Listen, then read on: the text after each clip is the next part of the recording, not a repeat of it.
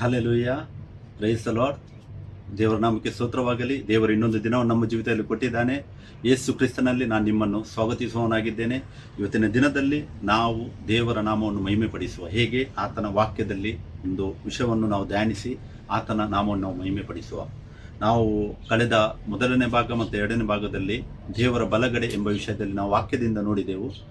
ಇವತ್ತು ಕೂಡ ನಾವು ಅದರ ಮೂರನೇ ಭಾಗ ಆಗಿದೆ, ದೇವರ ಬಲಗಡೆ ಎಲ್ಲಿಂದ ಎಲ್ಲಿಯವರೆಗೆ ಅಂತೇಳಿ ನಾವು ನೋಡುವ. ಯಾಕೆಂದರೆ ಯೇಸು ಕ್ರಿಸ್ತನು ಈ ಲೋಕಕ್ಕೆ ಬರುವುದಕ್ಕಿಂತ ಮುಂಚೆ ನಾವು ಹಳೆ ಒಡಂಬಡಿಕೆಯಲ್ಲಿ ವಾಕ್ಯವನ್ನು ಓದುವುದಾದರೆ ಅಲ್ಲಿ ನಮಗೆ ದೇವರ ಬಲಗಡೆ ಎಲ್ಲಿ ಒಬ್ಬನ ಆಸನರೂಢನಾಗಿರುವುದನ್ನು ನಾವು ಕಾಣುವುದಿಲ್ಲ.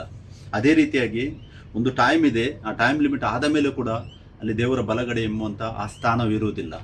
ಅದಕ್ಕೋಸ್ಕರವಾಗಿ ನಾವು ದೇವರ ಬಲಗಡೆ ಎಲ್ಲಿಂದ ಎಲ್ಲಿಯವರೆಗೆ ಅಂತೇಳಿ ನಾವು ಧ್ಯಾನಿಸುವ. ನಾವು ಕಳೆದ ಸಂಚಿಕೆಯಲ್ಲಿ ಧ್ಯಾನಿಸಿದೆವು ದೇವರ ಬಲಗೈ ಎಂದರೇನು, ದೇವರ ಬಲಗಡೆ ಎಂದರೇನು, ಮತ್ತು ದೇವರ ಬಲಗಡೆ ದೇವರ ಎಡಗಡೆ ಎಂದರೆ ಏನು, ಅದು ಏನನ್ನು ಸೂಚಿಸುತ್ತದೆ, ಯಾಕಂದರೆ ಆತನ ಸಾನ್ನಿಧ್ಯವನ್ನು ಆತನ ಸಾಮರ್ಥ್ಯವನ್ನು ಸೂಚಿಸುವಂಥದ್ದಾಗಿದೆ ಅಂತ ನಾವು ವಾಕ್ಯದಲ್ಲಿ ನೋಡಿದೆವು.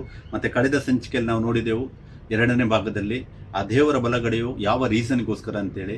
ಯಾತಕ್ಕಂತ ಹೇಳಿದರೆ ಆತನು ಮೊದಲು ಈ ಲೋಕಕ್ಕೆ ಬರುವುದಕ್ಕಿಂತ ಮನುಷ್ಯನಾಗಿ ಬರುವುದಕ್ಕಿಂತ ಮುಂಚೆ ಆತನೇ ಇದನ್ನು ನಿಷ್ಕರ್ಷೆ ಮಾಡಿಕೊಂಡಿದ್ದಾನಂತೇಳಿ ನಾವು ಎಫೆಸ 1:9-10 ಮತ್ತು ಎಫೆಸ 1:20 ವಾಕ್ಯದಲ್ಲಿ ನಾವು ಧ್ಯಾನಿಸಿದೆವು. ಇವತ್ತು ನಾವು ಧ್ಯಾನಿಸುವ ದೇವರ ಬಲಗಡೆ ಎಲ್ಲಿಂದ ಎಲ್ಲಿಯವರೆಗೆ. ಅದಕ್ಕೋಸ್ಕರವಾಗಿ ಮೊದಲನೇ ವಾಕ್ಯವನ್ನು ನಾನು ನಿಮಗೆ ಓದಲು ಬಯಸ್ತೇನೆ. ಯೆಶಾಯ 46:10 ವಾಕ್ಯ. ಯೆಶಾಯ 46:10 ವಾಕ್ಯದಲ್ಲಿ ಈ ಥರ ಹೇಳ್ತದೆ, ನಾನೇ ಪರಮದೇವರು, ನನಗೆ ಸರಿ ಸಮಾನರಿಲ್ಲ, ಆರಂಭದಲ್ಲಿ ಅಂತ್ಯವನ್ನು ತಿಳಿಸಿದ್ದೇನೆ, ನನ್ನ ಸಂಕಲ್ಪವು ನಿಲ್ಲುವುದು, ನನ್ನ ಇಷ್ಟಾರ್ಥವನ್ನೆಲ್ಲ ನೆರವೇರಿಸುವೆನು ಎಂದು ಹೇಳಿ ಇನ್ನೂ ನಡೆಯದಿರುವ ಕಾರ್ಯಗಳನ್ನು ಪುರಾತನದಲ್ಲಿ ಹರುಹಿದ್ದೇನೆ. ಹಲ್ಲೆಲೂಯಾ. ನೋಡಿ, ಇಲ್ಲಿ ದೇವರು ಹೇಳ್ತಾನೆ 46ನೇ ಅಧ್ಯಾಯ ಯೆಶಾಯ 46:10 ವಾಕ್ಯದಲ್ಲಿ, ನಾನೇ ಪರಮದೇವರು, ನನಗೆ ಸರಿ ಸಮಾನರಿಲ್ಲ. ನಾನು ಒಬ್ಬನು, ನಾನೇ ಪರಮದೇವರು, ನನಗೆ ಸರಿ ಸಮಾನರು ಬೇರೆ ಯಾರೂ ಇಲ್ಲ. ನಾವು ನಮಗೆ ಅಂತೇಳಿ ಅಲ್ಲ, ನನಗೆ ಒಬ್ಬನೇ ದೇವರು, ನನಗೆ ಸರಿ ಸಮಾನರಿಲ್ಲ, ಆರಂಭದಲ್ಲಿ ಅಂತ್ಯವನ್ನು ತಿಳಿಸಿದ್ದೇನೆ. ಹಲ್ಲೆಲೂಯಾ. ಆರಂಭದಲ್ಲಿ ಅಂತ ಹೇಳಿದರೆ ಬಿಗಿನಿಂಗ್ ಅಂತೇಳಿ ಗೊತ್ತು ನಮಗೆ, ಇಂಗ್ಲೀಷಲ್ಲಿ ನಾವು ಬಿಗಿನಿಂಗ್ ಅಂತ ಹೇಳ್ತೇವೆ. ದೇವರು ಹೇಳ್ತಾರೆ, ನಾನು ಆರಂಭದಲ್ಲಿ ಅಂತ್ಯವನ್ನು ತಿಳಿಸಿದ್ದೇನೆ, ನನ್ನ ಸಂಕಲ್ಪವನ್ನು ನಿಲ್ಲೋದು. ಹಲ್ಲೆಲೂಯಾ. ನಮ್ಮ ಸಂಕಲ್ಪ ಅಂತ ವಾಕ್ಯ ಹೇಳುವುದಿಲ್ಲ, ನನ್ನ ಸಂಕಲ್ಪ, ಸಿಂಗ್ಯುಲರ್, ಏಕವಚನ. ನನ್ನ ಸಂಕಲ್ಪವನ್ನು ನಿಲ್ಲೋದು, ನನ್ನ ಇಷ್ಟಾರ್ಥವನ್ನೆಲ್ಲ ನೆರವೇರಿಸುವೆನು. ಹಲ್ಲೆಲೂಯಾ. ನನ್ನ ಇಷ್ಟಾರ್ಥವನ್ನು ನೆರವೇರಿಸುವನು. ವಾಕ್ಯವು ಕ್ಲಿಯರ್ ಇದೆ ನೋಡಿ, ದೇವರು ತನ್ನ ಇಷ್ಟಾರ್ಥವನ್ನು ನೆರವೇರಿಸುವನಂತ ಹೇಳ್ತದೆ ವಾಕ್ಯ. ಎಂದು ಹೇಳಿ ಇನ್ನೂ ನಡೆಯದಿರುವ ಕಾರ್ಯಗಳನ್ನು ಪುರಾತನ ಕಾಲದಲ್ಲಿ ಹರುಹಿದ್ದೇನೆ. ಹಲ್ಲೆಲೂಯಾ. ಆ ಕಾರ್ಯಗಳು ಇನ್ನೂ ನಡೆದಿಲ್ಲ, ಆದರೂ ನಾನು ಏನು ಮಾಡಿದ್ದೇನೆ, ಮೊದಲೇ ನಾನು ಅದನ್ನು ಅರುಹಿದ್ದೇನೆ, ಅಂದರೆ ನಾನು ನಿಮಗೆ ಹೇಳಿದ್ದೇನೆ ಅಂತೇಳಿ ವಾಕ್ಯ ಹೇಳುತ್ತದೆ. ಆ ಕಾರ್ಯಗಳು ಏನಂತೇಳಿ ನಮಗೆ ಇವತ್ತಿನ ನಮ್ಮ ಈ ಟಾಪಿಕ್, ತುಂಬ ಕಾರ್ಯಗಳು ಆತನ ಅರಿವಿದ್ದಾನೆ. ಅದನ್ನು ಒಂದು ಟಾಪಿಕ್ ಮೇಲೆ ಡಿಸ್ಕಸ್ ಮಾಡ್ತಾ ಇದ್ದೇವೆ, ಅದು ದೇವರ ಬಲಗಡೆ. ಅದು ಎಲ್ಲಿಂದ ಎಲ್ಲಿಯವರೆಗೆ ಅಂತೇಳಿ ನಾವು ಆತನ ವಾಕ್ಯದಲ್ಲಿ ನಾವು ನೋಡುವ. ಅದಕ್ಕೋಸ್ಕರವಾಗಿ ಯಾಕೆ ಅಂತೇಳಿ ಅದಕ್ಕೆ ಮೊದಲು ನಾವು ವಾಕ್ಯವನ್ನು ನೋಡುವ. ಇನ್ನೊಂದು ವಾಕ್ಯವನ್ನು ನಾನು ನಿಮಗೆ ಕೊಡಲಿಕ್ಕೆ ಬಯಸ್ತೇನೆ. ಯೆಶಾಯ 43:11-12 ವಾಕ್ಯವು ಈ ಥರ ಹೇಳ್ತದೆ, ನಾನೇ ಯೆಹೋವನು, ನಾನು ಹೊರತು ಯಾವ ರಕ್ಷಕನೂ ಇಲ್ಲ, ನಾನೇ ರಕ್ಷಣೆಯನ್ನು ಮುಂತಿಳಿಸಿ ನೆರವೇರಿಸಿ ಪ್ರಕಟಿಸಿದ್ದೇನೆ. ಹಲ್ಲೆಲೂಯಾ. ಯೆಹೋವನು ರಕ್ಷಣೆಯನ್ನು ಮುಂತಿಳಿಸಿ ನೆರವೇರಿಸಿ ಅದನ್ನೇನು ಮಾಡಿದ್ದಾನೆ ಅಂತ ಅದನ್ನು ಪ್ರಕಟಿಸಿದ್ದಾನೆ. ಅದಕ್ಕೋಸ್ಕರವಾಗಿ ಇವಾಗ ನಾವು ಎಕ್ಸಾಂಪಲು, ನಾವು ನಡೀತಾ ಇದ್ದೇವಲ್ಲ, ಅದು ನೋಡಲಿಕ್ಕೆ ಹೋದರೆ ನಮಗೆ ಇವಾಗ ಪ್ರೆಸೆಂಟ್ ಕಾಣ್ತದೆ. ಆದರೆ ದೇವರಿಗೆ ಅನಾದಿ ಕಾಲದ ದೇವರು, ಆತನು ಸರ್ವವು ಆತನಿಗೆ ಇರುವಾತನಾಗಿದ್ದಾನೆ. ಅಂದರೆ ಆತನು ಹೇಳ್ತಾನೆ ವಿಮೋಚನಕಾಂಡ 3:14 ನಾನು ಇರುವಾತನಾಗಿದ್ದೇನೆ. ಯೆಹೋವನು ಇರುವಾತನ, I am that I am, ಇರುವಾತನಾಗಿದ್ದಾನೆ. ಅಂದರೆ ಆ ಟೈಮಲ್ಲಿ, ಅಬ್ರಾಹ್ಮಣ ಟೈಮಲ್ಲಿ ದೇವರು ಹೇಗೆ ಇದ್ದಾನೋ ಅದೇ ರೀತಿಯಾಗಲಿ ಅದೇ ದೇವರು ಆತನು ಇರುವಾತನಾಗಿದ್ದಾನೆ. ಅಂದರೆ ಆತನು ನನಗೆ ನನ್ನ ಸಮಯದಲ್ಲಿ ಆತನು ನನಗೆ ಇರುವಾತ ದೇವರಾಗಿದ್ದಾನೆ. ಅದಕ್ಕೆ ಆತನು ಏನು ಮಾಡಿದ್ದಾನೆ, ರಕ್ಷಣೆಯನ್ನು ಮುಂದೆ ತಿಳಿಸಿ ಆತನು ನೆರವೇರಿಸಿ ಪ್ರಕಟಿಸಿದ್ದಾನೆ. ಅದಕ್ಕೋಸ್ಕರವಾಗಿ ನಾವು ಆತನ ವಾಕ್ಯದಲ್ಲಿ ಇವತ್ತು ಧ್ಯಾನಿಸಬೇಕು. ಮತ್ತಾಯ 5:18 ವಾಕ್ಯವು ಈ ಥರ ಹೇಳ್ತದೆ ನೋಡಿ, ನಿಮಗೆ ಸತ್ಯವಾಗಿ ಹೇಳುತ್ತೇನೆ, ಆಕಾಶವು ಭೂಮಿ ಅಳಿದು ಹೋಗುವ ತನಕ ಧರ್ಮಶಾಸ್ತ್ರವೆಲ್ಲ ನೆರವೇರಿದ ಹೊರತು ಅದರೊಳಗಿಂದ ಒಂದು ಸೊನ್ನೆಯಾದರೂ ಒಂದು ಗುಡುಸಾದರೂ ಅಳಿದು ಹೋಗಲಾರದು. ಹಲ್ಲೆಲೂಯಾ. ಆಕಾಶ ಮತ್ತು ಭೂಮಿ ಒಂದು ವೇಳೆ ಅಳಿದು ಹೋಗುವುದಾದರೂ ಕೂಡ ಧರ್ಮಶಾಸ್ತ್ರವೆಲ್ಲ ನೆರವೇರಬೇಕಂತ ಹೇಳ್ತಾನೆ. ಅಂದರೆ ಆತನ ವಾಕ್ಯಗಳು. ಯೆಹೋಶುವ 1:8 ಏನು ಹೇಳ್ತಾನೆ, ನಾನು ಉಸಿರಿದ ಧರ್ಮಶಾಸ್ತ್ರವು ಯಾವಾಗಲೂ ನಿನ್ನ ಬಾಯಲ್ಲಿರಲಿ, ಅದನ್ನು ಹಗಲಿರಲು ಧ್ಯಾನಿಸಿಕೊಂಡು ಅದರಲ್ಲಿ ಬರೆದಿರುವವನೆಲ್ಲವೂ ನೀನು ಅದನ್ನು ತೆಗೆದುಕೊಂಡು ನಾವು ಅದನ್ನು ಮುಂದಕ್ಕೆ ಹೋಗಬೇಕೆಂದು ವಾಕ್ಯ ಹೇಳುತ್ತದೆ. ಸೊ ಆ ವಾಕ್ಯವು ಏನಾಗಿದೆ ಅಂತ ಹೇಳಿದರೆ, ಆಕಾಶ ಮತ್ತು ಭೂಮಿಯು ಅಳಿದು ಹೋದರೂ ಕೂಡ ಅಲ್ಲಿ ತನಕ ಧರ್ಮಶಾಸ್ತ್ರವೆಲ್ಲ ನೆರವೇರಿದ ಹೊರತು ಅದರೊಳಗಿಂದ ಒಂದು ಸೊನ್ನೆ ಅಂತ ಹೇಳ್ತದೆ ವಾಕ್ಯ ಹೇಳ್ತದೆ. ಒಂದು ಸೊನ್ನೆ ಆದರೂ, ಒಂದು ಗುಡುಸಾದರೂ, ಗುಡುಸು ಅಂತ ಹೇಳಿದ್ರೆ ಫುಲ್ ಸ್ಟಾಪ್ ಅಥವಾ ಕೊಮಾ ಅಂತ ಹೇಳಿ ನಾವು ತಗೊಳ್ಬಹುದು. ಟೈಟಲ್ ಅಂತ ಇಂಗ್ಲಿಷಲ್ಲಿ ಟೈಟಲ್ ಅಂತ ಹೇಳ್ತಾರೆ.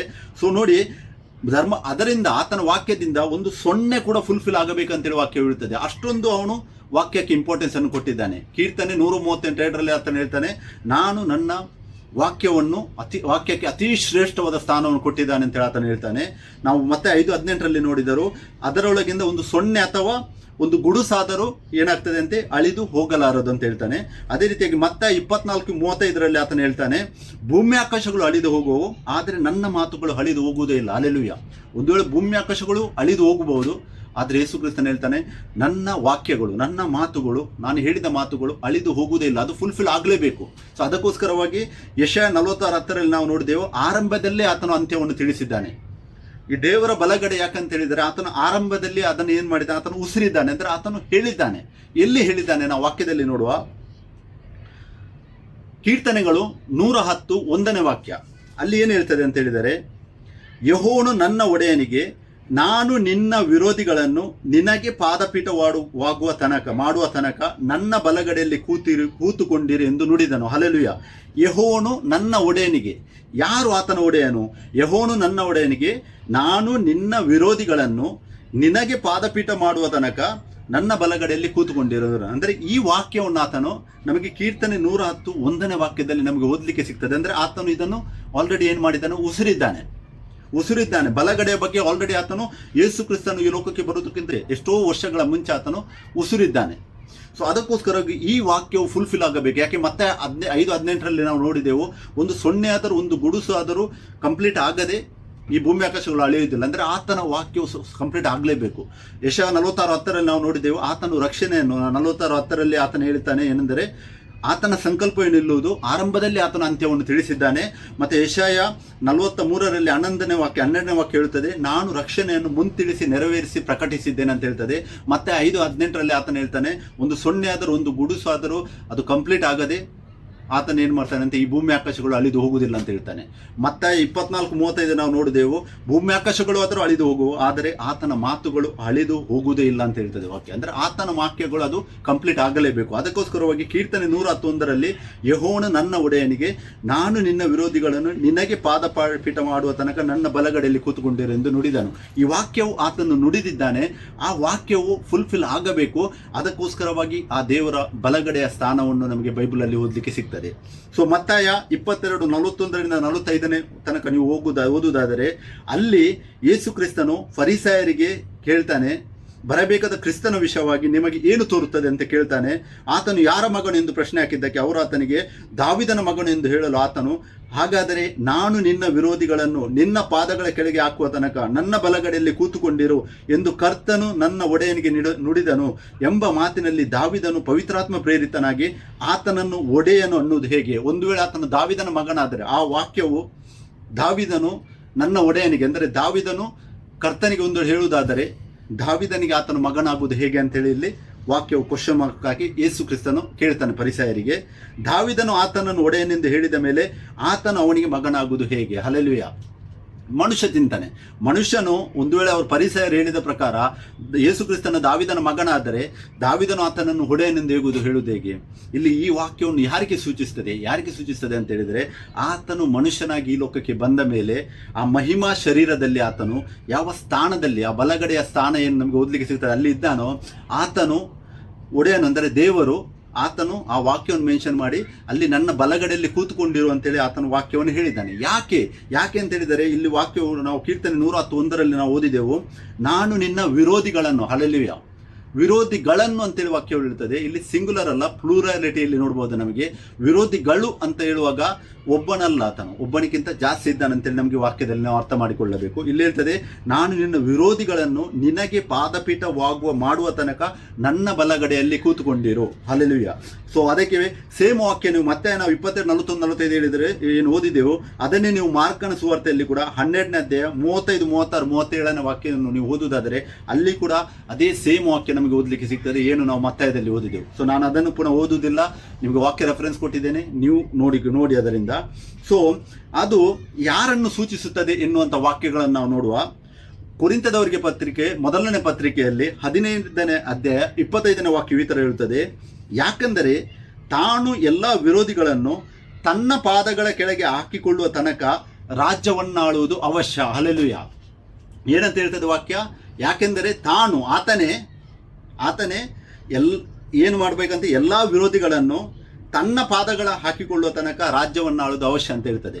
ನಾವು ಕೀರ್ತನೆ 111 ನೋಡಿದೆವು, ನಾನು ನಿನ್ನ ವಿರೋಧಿಗಳನ್ನು ನಿನಗೆ ಪಾದಪೀಠವಾಗುವ ಮಾಡುವ ತನಕ ಅಂತೇಳಿ ವಾಕ್ಯ ಹೇಳುತ್ತದೆ.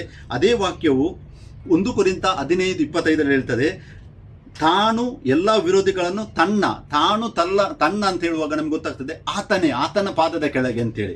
ಏನಂತ? ತಾನು ಎಲ್ಲ ವಿರೋಧಿಗಳನ್ನು ತನ್ನ ಪಾದದ ಕೆಳಗೆ ಹಾಕಿಕೊಳ್ಳುವ ತನಕ ಆತನು ರಾಜ್ಯವನ್ನಾಳುವುದು ಅವಶ್ಯ ಅಂತೇಳಿ ವಾಕ್ಯ ಹೇಳುತ್ತದೆ. ಮತ್ತೆ ಇನ್ನೊಂದು ವಾಕ್ಯ ಅದಕ್ಕೆ ರೆಫರೆನ್ಸ್ ನಾವು ನೋಡುವ, ಹೆಬ್ರಿಯರಿಗೆ ಬರೆದ ಪತ್ರಿಕೆ 10ನೇ ಅಧ್ಯಾಯ 13ನೇ ವಾಕ್ಯ ಈ ಥರ ಹೇಳ್ತದೆ, ಅಂದಿನಿಂದ ತನ್ನ ವಿರೋಧಿಗಳು ತನ್ನ ಪಾದಪೀಠವಾಗಿ ಹಾಕಲ್ಪಡುವ ತನಕ ಆತನು ಕಾದಿರುವನು. ಹಲ್ಲೆಲೂಯಾ. ನೋಡಿ, ತನ್ನ ವಿರೋಧಿಗಳು ತನ್ನ ಪಾದಪೀಠವಾಗಿ ಹಾಕಲ್ಪಡುವ ತನಕ ಆತನು ಕಾದಿರುವನು. ಹಲ್ಲೆಲೂಯಾ. ಒಬ್ಬನೇ ದೇವರು, ಆತನೇ ದೇವರು. ಪುರಾಣ ಓಲ್ಡ್ ಟೆಸ್ಟ್ಮೆಂಟ್ ಅಲ್ಲಿ ಕೀರ್ತನೆಯಲ್ಲಿ ಹೇಳ್ತಾನೆ, ನಿನ್ನ ವಿರೋಧಿಗಳನ್ನು ನಿನ್ನ ಪಾದಪೀಠವಾಗಿ ಮಾಡುವ ತನಕ. ಅದೇ ದೇವರು. 2 ಸಾಕ್ಷಿ ನಮ್ಗೆ ಇಲ್ಲಿ ಸಿಗ್ತದೆ. 1 ಕೊರಿಂಥ, ಇನ್ನೂ ಇದೆ ವಾಕ್ಯಗಳು, ನಾನು ಸ್ವಲ್ಪ ತೆಗೆದುಕೊಂಡಿದ್ದೇನೆ 2, ಯಾಕಂದ್ರೆ ಮಿನಿಮಮ್ 2 ಸಾಕ್ಷಿಗಳು ನಮಗೆ ಒಂದು ಸಂಗತಿಯನ್ನು ಪ್ರೂವ್ ಮಾಡಬೇಕು ಬೇಕಂತೇಳಿ ಬೈಬಲ್ ಹೇಳ್ತದೆ. ಸೊ ಅದಕ್ಕೋಸ್ಕರವಾಗಿ 1 ಕೊರಿಂಥ 15:25 ಯಾಕಂದರೆ ತಾನು ಎಲ್ಲ ವಿರೋಧಿಗಳನ್ನು ತನ್ನ ಪಾದಗಳ ಕೆಳಗೆ ಹಾಕಿಕೊಳ್ಳುವ ತನಕ ರಾಜ್ಯವನ್ನಾಳುವುದು ಅವಶ್ಯಕ. ಹಲ್ಲೆಲೂಯಾ. ಯಾರದು? ಆತನ ವಿರೋಧಿಗಳನ್ನು ಆತನ ಪಾದಗಳ ಕೆಳಗೆ ಹಾಕಿಕೊಳ್ಳುವ ತನಕ, ಅಂದರೆ ಅವರನ್ನು ನಾಶ ಮಾಡುವ ತನಕ ಆತನು ರಾಜ್ಯವನ್ನಾಳುವುದು ಅವಶ್ಯಕ. ಈ ರಾಜ್ಯವು ಯಾವುದಾಗಿದೆ? ಈ ರಾಜ್ಯವು ಆತನು ತನ್ನ ರಕ್ತದಿಂದ ಖರೀದಿಸಲ್ಪಟ್ಟ ರಾಜ್ಯ ಆಗಿದೆ. ನಾವು ಅದೇ ಹೇಳ್ತೇವೆ ಇವಾಗ ಸಭೆ ಅಂತೇಳಿ, ಅಂದರೆ ದೇವರ ರಾಜ್ಯ. ಮತ್ತಾಯ 6:9 ಯೇಸು ಕ್ರಿಸ್ತನು ಹೇಳ್ತಾನೆ, ಪರಲೋಕದಲ್ಲಿರುವ ತಂದೆಯೇ, ನಿನ್ನ ನಾಮವು ಪರಿಶುದ್ಧವೆಂದು ಎಣಿಸಲ್ಪಡಲಿ, ನಿನ್ನ ರಾಜ್ಯವು ಬರಲಿ. ಹಲ್ಲೆಲೂಯಾ. ಆತನ ರಾಜ್ಯವು ಬರಲಿ ಅಂತ ಆತನು ಹೇಳ್ತಾನೆ.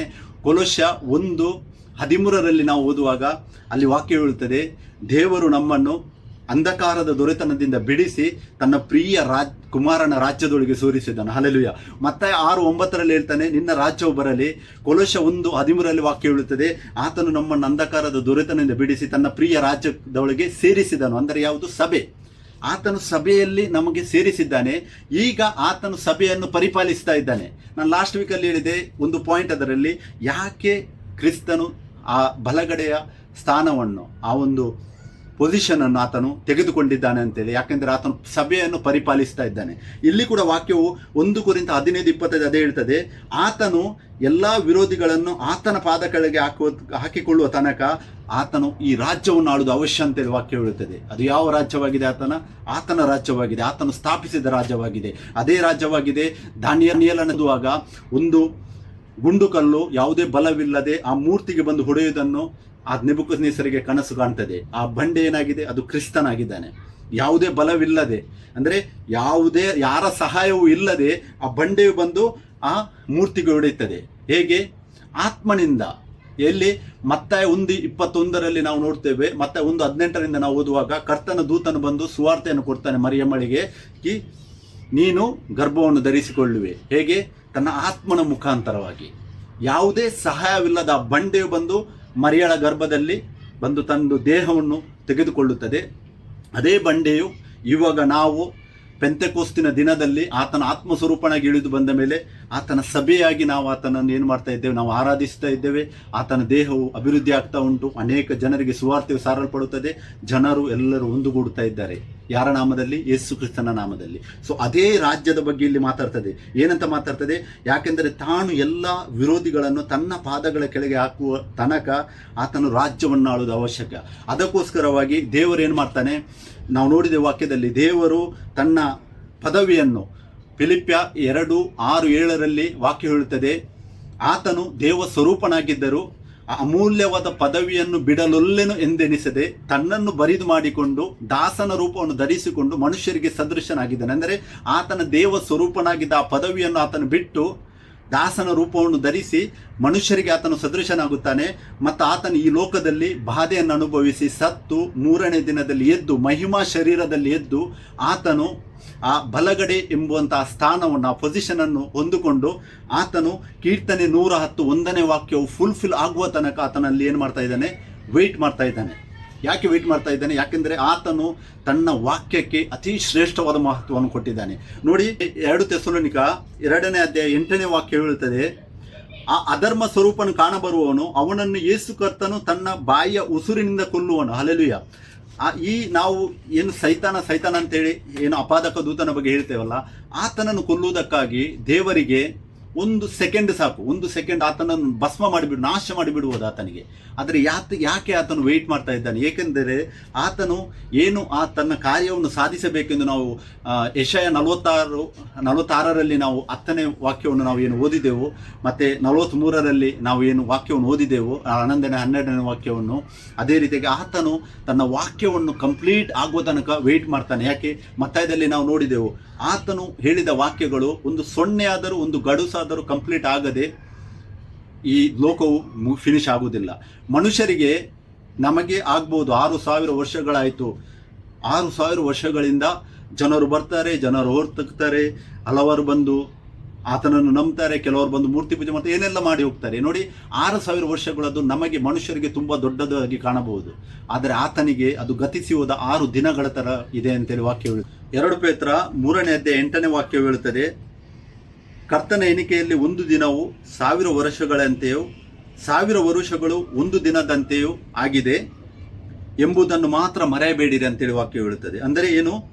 1 ದಿನವು 1000 ವರುಷಗಳಂತೆ, 1000 ವರುಷಗಳು 1 ದಿನದಂತೆ ಆಗಿದೆ ಎಂಬುದನ್ನು ಮಾತ್ರ ಮರೆಯಬೇಡಿರಿ ಅಂತೇಳಿ ವಾಕ್ಯ ಹೇಳುತ್ತದೆ. ಅಂದರೆ ಆತನಿಗೆ 1000 ವರ್ಷಗಳು 1 ದಿನಕ್ಕೆ ಸಮಾನವಾಗಿ, 1000 ವರ್ಷಗಳು ಆತನಿಗೆ 1 ದಿನದ ಥರ ಇದೆ.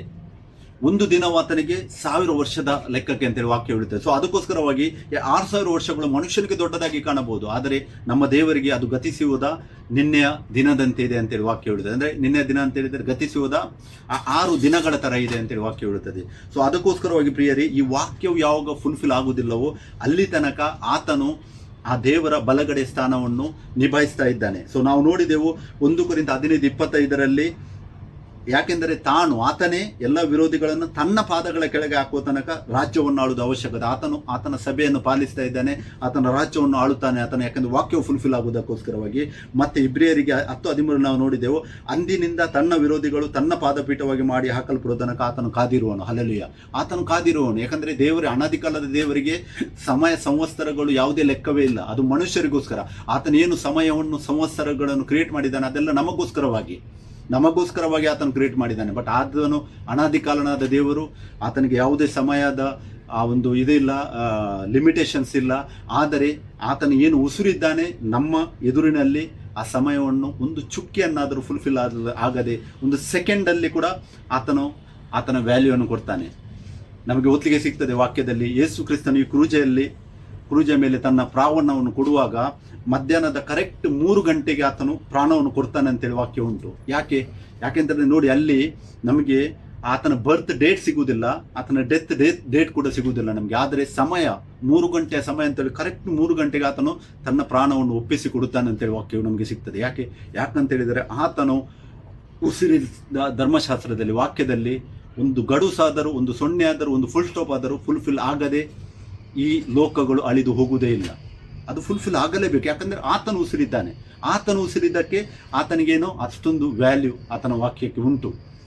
ನಮಗೆ ನಾವು ತುಂಬ ದೊಡ್ಡದಾಗುತ್ತದೆ. ಅದಕ್ಕೋಸ್ಕರ ನೆಕ್ಸ್ಟ್ ನಾನು ಕಂಟಿನ್ಯೂ ಮಾಡಲಿಕ್ಕೆ ಬಯಸ್ತೇನೆ. ಸೊ ದೇವರ ಬಲಗಡೆ ನಾವು ನೋಡಿದೆವು, ಕೀರ್ತನೆ 110:1 ಆತನ ವಾಕ್ಯವನ್ನು ಉಸಿರಿದ್ದಾನೆ, ಅದು ಫುಲ್ಫಿಲ್ ಆಗುವ ತನಕ ಅದು ಇರಲೇಬೇಕಂತ ನಾವು ವಾಕ್ಯವನ್ನು ಓದಿದ್ದೆವು. ನೋಡಿ, ಸೊ ಎಲ್ಲಿಂದ ಸ್ಟಾರ್ಟ್ ಆಗ್ತದೆ ಮತ್ತು ಎಲ್ಲಿಂದ ತನಕ ಅಂತ ನಾವು ನೋಡುವ. ದೇವರ ಬಲಗಡೆ ಎಲ್ಲಿಂದ ಸ್ಟಾರ್ಟ್ ಆಗ್ತದೆ? ಇಬ್ರಿಯ 1:3 ವಾಕ್ಯದಲ್ಲಿ ನಾವು ಓದುವುದಾದರೆ ಅಲ್ಲಿಂದ ಸ್ಟಾರ್ಟ್ ಆಗ್ತದೆ. 1:3 ವಾಕ್ಯವು ಏನು ಹೇಳ್ತದೆ ನೋಡುವ. ಈತನು ದೇವರ ಪ್ರಭಾವದ ಪ್ರಕಾಶವು, ಆತನ ತತ್ವದ ಮೂರ್ತಿಯು, ತನ್ನ ಶಕ್ತಿಯ ವಾಕ್ಯದಿಂದ ಸಮಸ್ತಕ್ಕೆ ಆಧಾರವಾಗಿದ್ದು, ಪಾಪ ಶುದ್ಧಿ ಮಾಡಿದ ಮೇಲೆ ಉನ್ನತ ಲೋಕದೊಳಗೆ ಮಹತ್ವವುಳ್ಳ ದೇವರ ಬಲಗಡೆಯಲ್ಲಿ ಆಸನರೂಢನಾದನು. ಹಲ್ಲೆಲೂಯ. ಇಬ್ರಿಯ 1:3 ಹೇಳ್ತದೆ, ಆತನು ಪಾಪ ಶುದ್ಧಿ ಮಾಡಿದ ಮೇಲೆ, ಅಂದರೆ ತನ್ನನ್ನು ನಮಗೋಸ್ಕರ ಸಮರ್ಪಿಸಿದ ಮೇಲೆ ಉನ್ನತ ಲೋಕದೊಳಗೆ ಮಹತ್ವವುಳ್ಳ ದೇವರ ಬಲಗಡೆಯಲ್ಲಿ ಆಸನರೂಢನಾದನು. ಈ ದೇವರ ಬಲಗಡೆಯಲ್ಲಿ ಆಸನರೂಢನಾದನಂತೇಳಿ ಯಾವಾಗ ಪಾಪವನ್ನು ಆತನು ಶುದ್ಧಿ ಮಾಡ್ತಾನೆ, ಆತನು ತನ್ನ ಪೊಸಿಷನನ್ನು, ತನ್ನ ಸ್ಥಾನವನ್ನು, ದೇವ ಸ್ವರೂಪನಾಗಿದ್ದರೂ ಕೂಡ ಆ ಪದವಿಯನ್ನು ಬಿಟ್ಟು ಆತನು, ನಾವು ನೋಡಿದೆವು ಫಿಲಿಪ್ಪ 2:6-7 ಆತನು ಆ ಪದವಿಯನ್ನು ಬಿಟ್ಟು ಈ ಲೋಕಕ್ಕೆ ಬರ್ತಾನೆ, ಮನುಷ್ಯನ ರೂಪವನ್ನು ಧರಿಸ್ತಾನೆ. ಆತನು ಮತ್ತೆ ಎದ್ದ ಮೇಲೆ ಕೂಡ ಆತನು ಹೋಗಿ ಅದೇ ಸ್ಥಾನದಲ್ಲಿ ಆತನು ಹೋಗಿ ಕೂತ್ಕೊಳ್ಳುವುದಿಲ್ಲ.